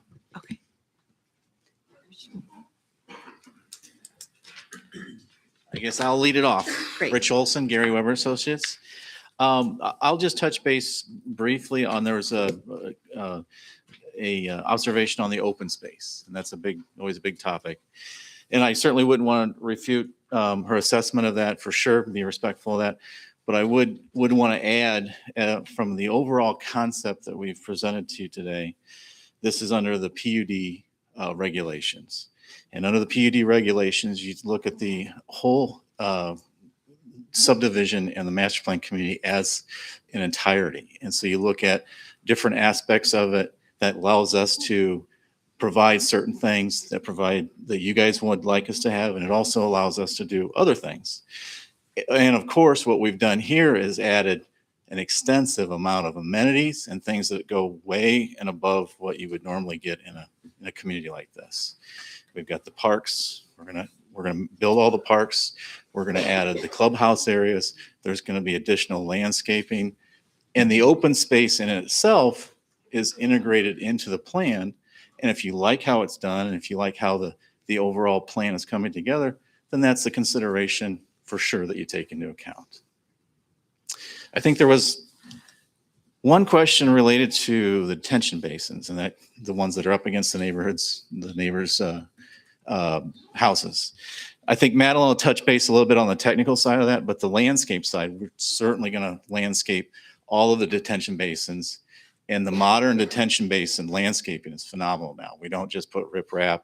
It's not just open water. It's more of a feature and an amenity. There will be a combination of trees. And of course, as was touched base, natural vegetation all throughout the ponds.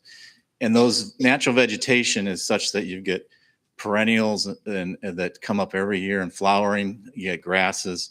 It attracts all types of species of butterflies and things that will use that as a resource.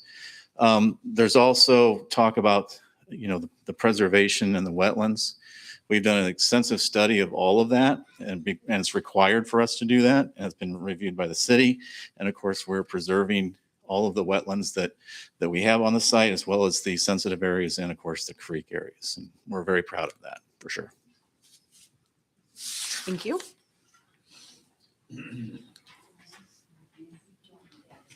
Our civil engineer will answer some of the other questions as Thank you. well.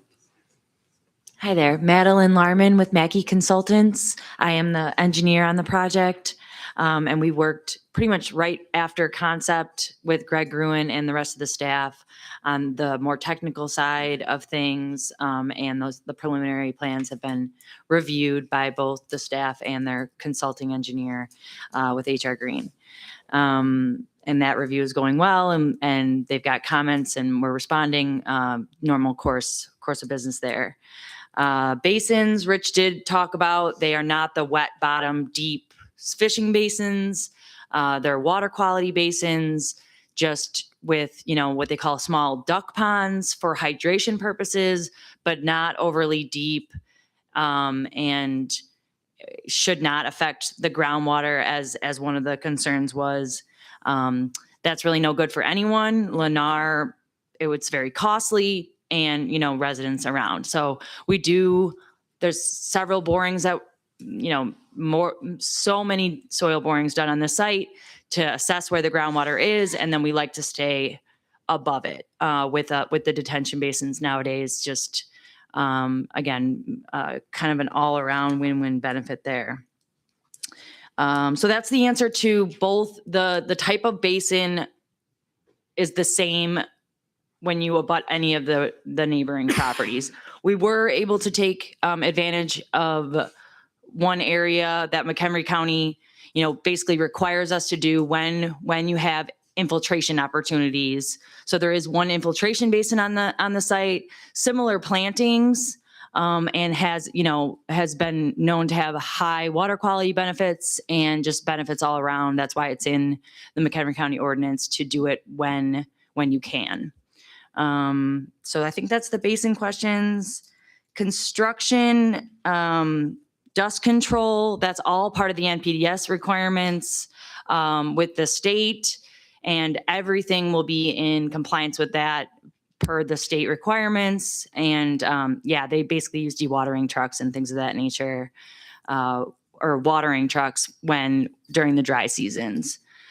We can also work with staff on, exactly staging and where, dirt piles may be. Staff does have control to keep this into consideration and requires to put, dirt piles in certain locations. So they do have that opportunity, and we do comply with that when requested. Let's see, just the neighbors to the east had questions about the types of lots that they're going to be up against. These are the larger lots in the community as a whole, the ones that Cody was referencing, the 21,000 square feet, maximum. The ones directly along the line are on average 150 feet deep, with a 25-foot front setback. So, there will be a pretty significant backyard for those people. I think it's about 11,000 square feet typical around there, but they do get up. Those are the ones that Cody was referencing that get up the largest. Rich already touched base on the wetland study, and we did go to the Department of Natural Resources with this project already per requirements. It may not have even been required this early, but we do like to do a lot of things early and make sure, everyone's comfortable. So we do have the environmental species DNR, it's called an EcoCat sign off for the work adjacent to the creek, mainly because we're staying so far away from the creek. We are meeting the wetland buffers for the county, and then the basins there to really create that feel. I think that is all. Another request from the city, at the intersection that we're creating, the 4-way on Curran, just north of Bull Valley. Lennar did, agree to one of those flashing pedestrian crossing not signals, but you guys have seen them, the flashing signs. Adjacent to the traffic study, but that was discussed and requested by the city staff already. That is all I think I was going to cover. Okay, great. Thank you. Thank you. And Mr. Worthman, our traffic consultant. Okay, great. We'll answer questions, sorry. Good evening again. Couple things. First, let's talk density and the traffic that will be generated. This is considered a low-density development in the fact that it is all single-family homes. We don't have any townhomes, no commercial development. More importantly, 1/3, don't hold me to that, approximately 1/3 is age-targeted living. These are ranch-style, bedroom-down homes where you get more empty nesters living there. They don't generate as much traffic during those critical morning and evening peak hours. It's actually less dense than the previous approved development in the fact that you had approximately the same number of units. However, you had 9 to 11 acres of commercial. I don't know what the exact number is. That previous development would generate significantly, or the previous approved development would generate significantly more traffic. You know, typically you can get about 10,000 feet per acre of commercial, or 10,000 square feet of shopping center per acre. So if you got 9 to 11 acres, you're talking about 90,000 square feet of commercial that would generate a significant volume of traffic. The other important thing to note is not everyone goes to work at the same time. The traffic is generated. That work trip is usually between 6 and 9 in the morning, distributed over 3 hours, and likewise distributed over 3 hours in the afternoon, 3:30 to 6:30. So yes, we are generating traffic, and we're going to generate traffic during those critical peak hours. However, it's not all at once, and we are a very low dense development as it goes, given that we're all single family and the fact that we have the age targeted. As it pertains to Bow Valley, we have done the study. We've done traffic counts out there. We've added our traffic to it. We added 6% growth, and the Bow Valley corridor is projected to continue to operate at a good level of service. The signal at Curran and Bow Valley has sufficient capacity. The signal at Crystal Lake and Bow Valley, that has a little more challenges. We know there's some congestion there during the peak hours, particularly that westbound movement. You have a very high volume of westbound to southbound left turns. It does queue up, but it does clear. You have a very well timed signal there. McHenry County's doing a good job. Northbound in the afternoon, you do get some queues, but it typically clears with each green phase. As we indicated in the study and the planner indicated, we did recommend as it continues to grow that these signals should be optimized. They should be relooked at. The timing should be adjusted to accommodate the new demand in traffic. But the Bow Valley corridor does have sufficient capacity to accommodate it. Third one was Curran Road and Dartmoor and the accidents that have occurred there. The city has done a number of studies there. A signal was not warranted in that study. To improve that intersection, they've taken out the right turn lanes on Curran, striped those out. So now it's just a through right turn lane and a left turn lane on both approach. So it's narrowed down the intersection, and I believe it's working much better. And we're proposing the same thing at our southern access drives where we will have them lined up. We'll have a separate left turn lane and a through lane on each of the approaches. It won't be an issue for the traffic to go across between the neighborhoods. And we don't expect a whole lot of that traffic. We will have it, but it will be able to go across with no problems. Looking at other ones. Third, the Winding Creek Drive. We do have a number of homes that will have access through Winding Creek. Good planning is to connect neighborhoods to minimize that traffic on the external roadway system. Like I said, this is a two-way street. We're going to get traffic through Winding Creek coming through us, as we will have some traffic going through there. We will actually probably reduce the volume in traffic on Brookwood Drive due to the fact that anyone coming down Bow Valley from the west or going back to the west comes down Brookwood to get on the Bow Valley. Now they'll have the alternative of driving through our subdivision on that east side. So we may even actually reduce that traffic on Brookwood Drive. The single access drive on the Bow Valley will be sufficient to accommodate those homes. We got 1, 2, 3, 4. I think that's all I had. I don't know. Am I missing anything? I think that's what I had in my notes. I think he's answered everything. And more importantly, we did do the traffic study. We were commissioned by Lennar, as it always is. However, your consultant reviewed the report. They actually had some comments. We addressed those comments. and believe they have now concurred with the findings of the study and what we've done. So thank you very much. Appreciate the time. Thank you. Thank you. Rick has just a comment about the community center. Okay. Yeah, just a couple of things. I heard some questions about maintenance again and access, and I wanted to make it clear that the HOA is responsible for the common areas, the parks, basically all the common spaces on the property. Additionally, the clubhouse is for members, which the community people that live there are members. Okay, so the parks, I don't think anybody's checking IDs, but nonetheless, the maintenance would be by the association, not a burden on the park district of the city. I think that's, I hope that clears it up a little bit. And like I said before, I think the Indari section, the age targeted, is going to be maintenance included on the snow and lawn. I will just kind of summarize in stating that the city's requirements for a preliminary plat are quite rigorous. And I think our team has generated thousands of pages of studies and plans for this community.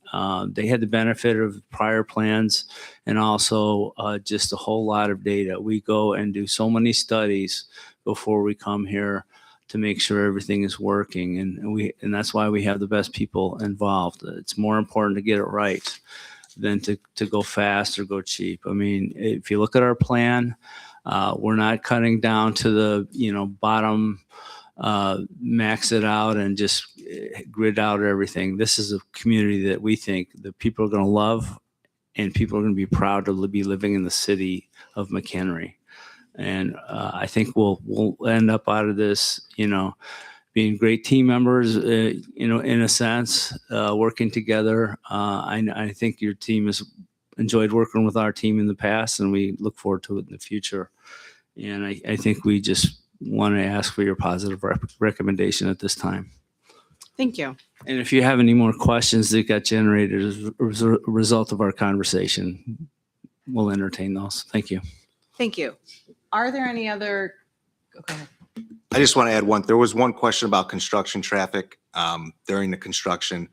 The city, we have an opportunity to maybe close off those roads into the existing subdivisions during those construction phases to eliminate any construction through your current neighborhoods. So that's always an option that we can do. We're actually doing that south of town and off of Veterans Parkway, where there's 77 homes going in next to an existing subdivision. So we will put parking restrictions and construction traffic restrictions possibly in the development agreement too. So just so you're aware. The public hearing has closed. Sorry, sir. Can I bring up one? No, the public hearing has closed. Sorry. Okay. Are there any comments by the commissioner? By the commission? Does anybody have anything?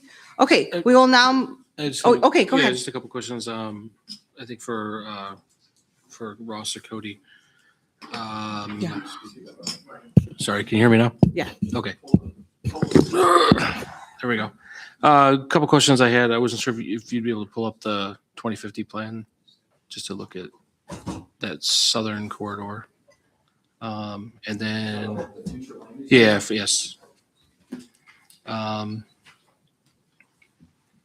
then while that's coming up, I don't know if you can answer, a lot's been mentioned on traffic along both Curran and Dartmoor. I think widening the bridge was brought up as already something that's going to happen, but what does it take for widening or lower speed limits or anything like that? If you can kind of explain that.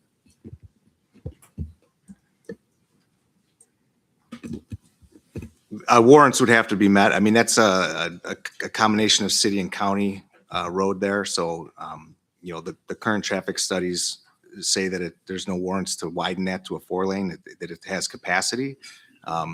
Future studies would have to be done.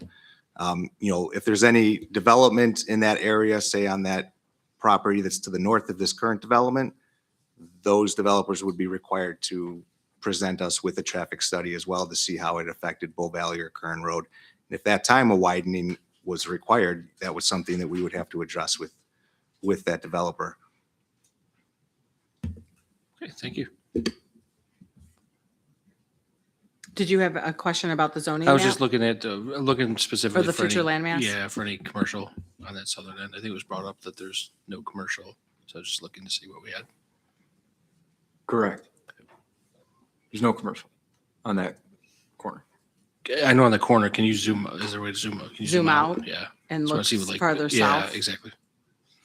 So I think, you know, as I noted in the staff report, I think our last commission meeting, that there were some areas that were overlooked inadvertently. So this corner for specifically, especially with the trio there, this is obviously a commercial section that's going to remain commercial. That'd be one area that would be added in, but yeah, that was removed as part of the future land use map development. And typically what you see, especially with commercial development patterns right now, it's a very challenging build environment. Really, the only thing we're kind of seeing is things with drive-throughs and really just coffee shops and car washes, that they're the only thing that's really building brand new. Everything else is locating in existing brick and mortar stores right now. And right now, the goal for commercial growth in general is that, you know, the CVS, they want to be located next to the Walgreens, right? They want to be located in these commercial nodes. It's all about concentrating commercial development in existing commercial corridors. What we're not seeing right now is there's not really an appetite for just retail growth in general. That could change in the future, but yeah, I think right now it's commercial begets commercial. So it's kind of the way things are going right now, existing trend. I can add to that. The south side of town is a struggle for commercial due to the fact that we're so close to Crystal Lake. You know, if you live on the south side of town, sometimes it's easier to hop on the road and go to Crystal Lake and shop than it is to go north of town. It takes the same amount of time. So that's what we're seeing. Big box stores, stuff like that. We've got this commercial space up here at Bull Valley Road and Route 31. It's been vacant forever. Nobody's jumping on building a big box store there or any type of commercial business there. You know, why is that? Because they know that they'd be pulling from their stores in Crystal Lake. It's just that's just the way it is. I mean, unfortunately, I wish we could put something here. I'd love to see a big Lowe's or a Menards or something, or Trader Joe's. Mariano's, Trader Joe's. And to that point too, you know, Trader Joe's, we don't meet their demographics. Yeah. They need rooftops and people to shop in Trader Joe's before they look at our community. So something else to consider. Thank you. Did any other commissioners have any questions? Okay, we will now move on to the discussion by our planning commissioners. Please state your position on this matter and explain why before we move to the vote. Who would like to go first?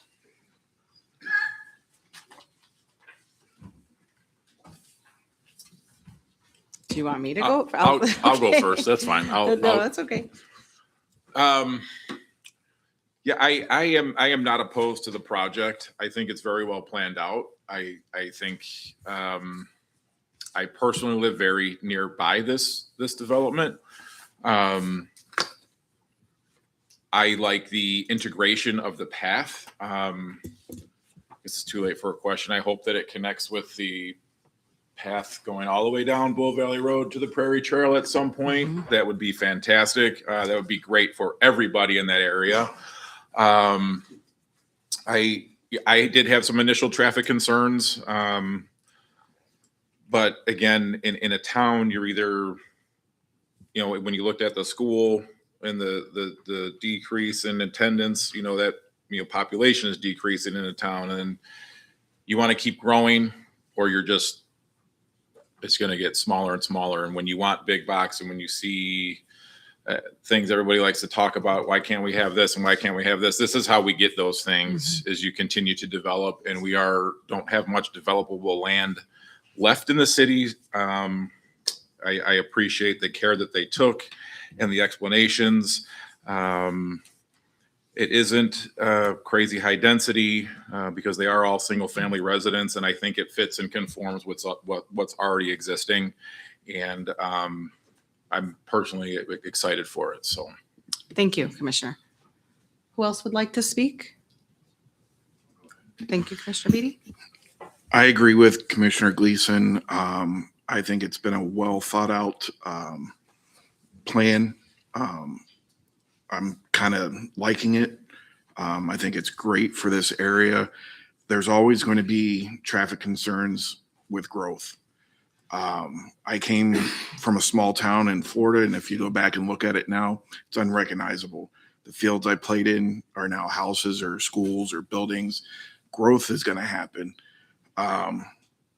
In order to grow, get box stores, get different things in our towns, they look at the amount of houses, the amount of traffic, in order to make the money. So single family homes, I'm for it. I'm glad that the townhomes were changed to regular residences instead of those. I'm not too far from this area as far as where I live.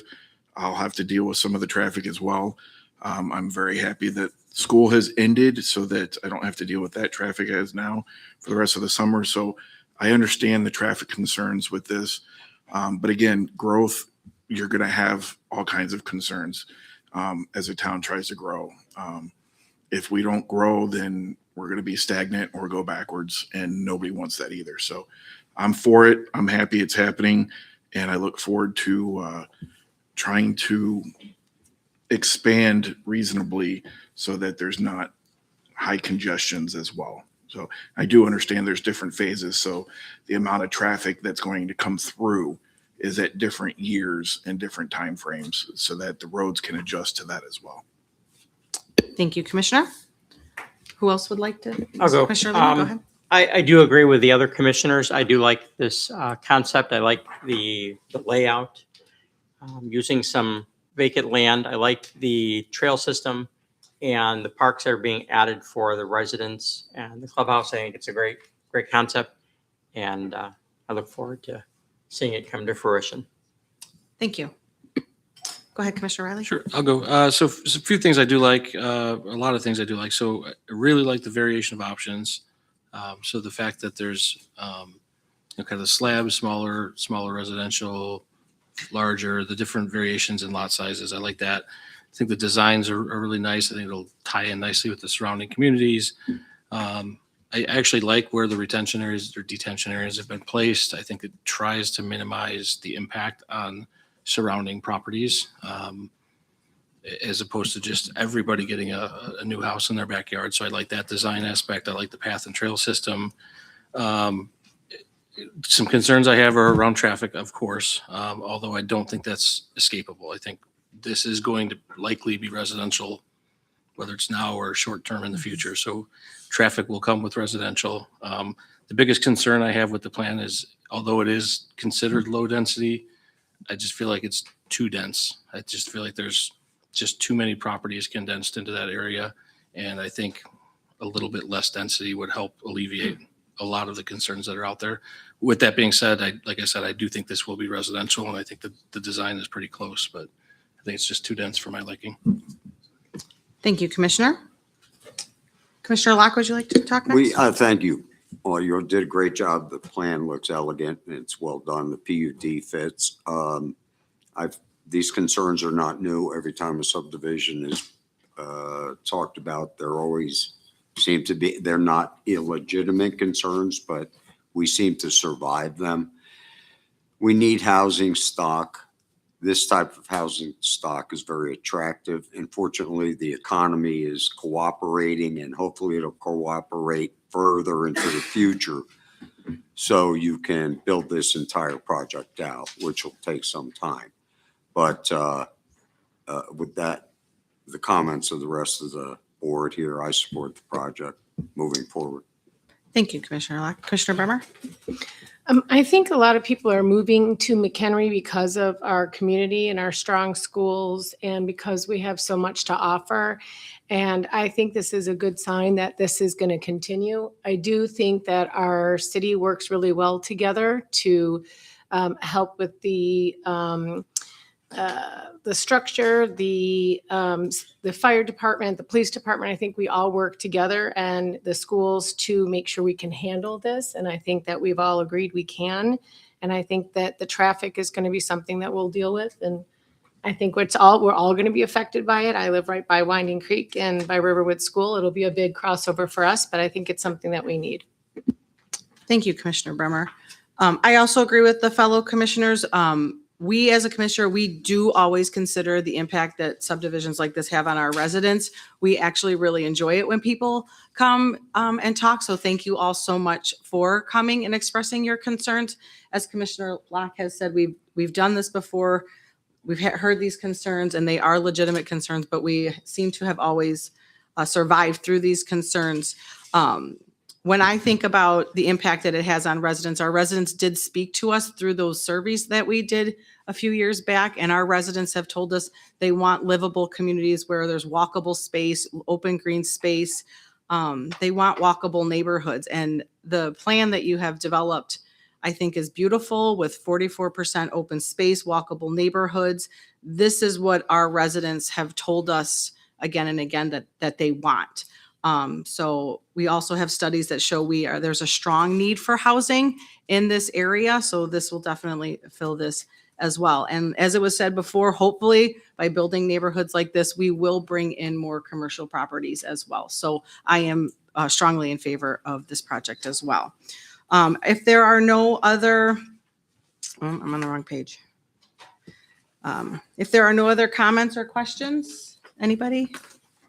I am now, we'll move on to our vote. I am looking for a motion to recommend approval of the petitioner's request for a zoning map amendment to the RS3 medium high density single family residential district.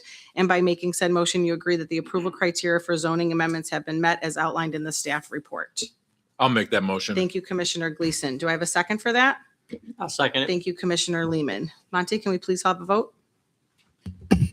Commissioner Gleason, Yes. Commissioner Lehman, Yes. Commissioner Beatty, Yes. Commissioner Brimmer, Yes. Commissioner Locke, Yes. Commissioner Riley, No. Chairwoman Rockweiler. Yes. Motion carries. Looking on to motion 2, I'm looking for a motion to recommend approval of the petitioner's request for a preliminary plan approval for a conditional use permit for a planned unit development and preliminary plat of subdivision approval for the preserves of Boone Creek, subject to the following conditions. The property owner shall address to the greatest extent practicable all comments and recommendations contained within the reviewing engineer's memorandum dated May 4th, 2026, as determined by the city engineer. 2, the property owner shall revise the final plat to include additional park spaces generally located near lots 565 through 567. 3, the property owner shall revise the final plat of subdivision and final planned unit development plans to construct and dedicate the city at no cost to the city a public multi-use path and associated public easement of sufficient width as determined by the city engineer and consistent with applicable city standards along or adjacent to the Boone Creek corridor. Portions of the proposed multi-use paths located along the Boone Creek corridor may be accepted by the city engineer as satisfying part of this requirement, where such segments provide reasonable connectivity and further the planned pedestrian and bicycle networks. The final location, alignment, design, and extent of the public multi-use path and associated easement shall be subject to review and approval by the city engineer to ensure compatibility and connectivity with the existing and planned segments of the city's pedestrian and bicycle network. 4, all development on site shall be in accordance with submitted plans. And by making said motion, you agree that the approval criteria for conditional use permits and standards for planned unit developments have been met as outlined in the staff report. Do I have a motion for that? I'll make that motion. Thank you, Commissioner Beatty. Do I have a second? I'll second it. Thank you, Commissioner Bremer. Monty, can you call the roll? Commissioner Beatty, Yes. Commissioner Brimmer, Yes. Commissioner Locke, Yes. Commissioner Lehman, Yes. Commissioner Gleason, Yes. Commissioner Riley, No. Chairwoman Rockweiler. Yes. Motion is approved. We are now closing file Z202609. This will go to city council, so I encourage all of you to then come again to the city council meeting, and you can all speak your opinions there too as well. Thank you all so much for coming. Thank you very much.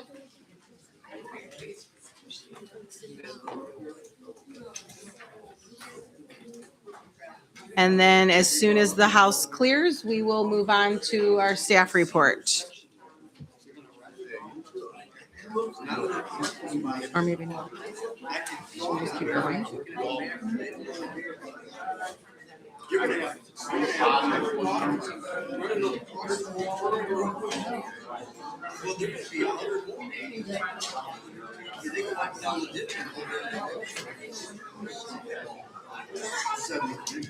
Do.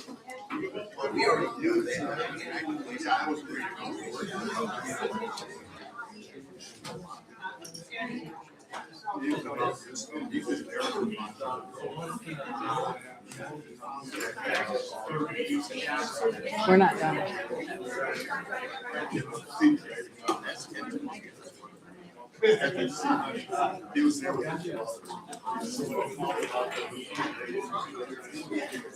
We're not done yet. Don't leave. Yeah. She's working.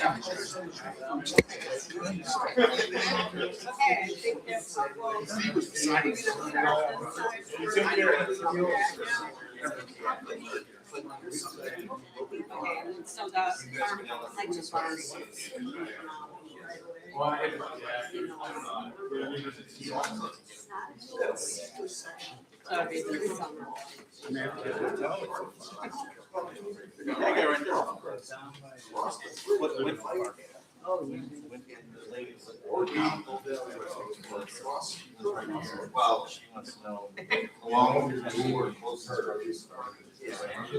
Do I have time to solve Oh, yeah.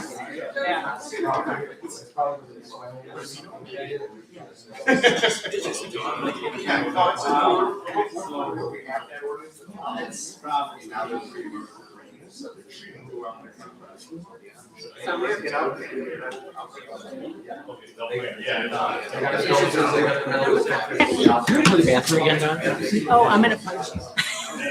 We would like to move on to agenda item number 7.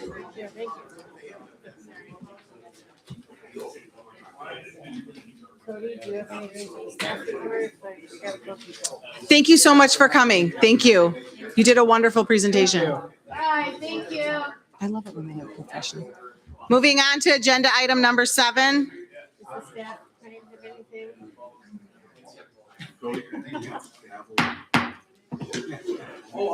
Moving on to agenda item number 7. She said it like 4 times. I'm trying to be polite, but he told me to use the gavel, and it was kind of thrilling. All right. So would you like to present the staff report? Do we have a staff? Right now, we're looking at a couple of conceptual development proposals. One is another battery storage facility, not really exciting.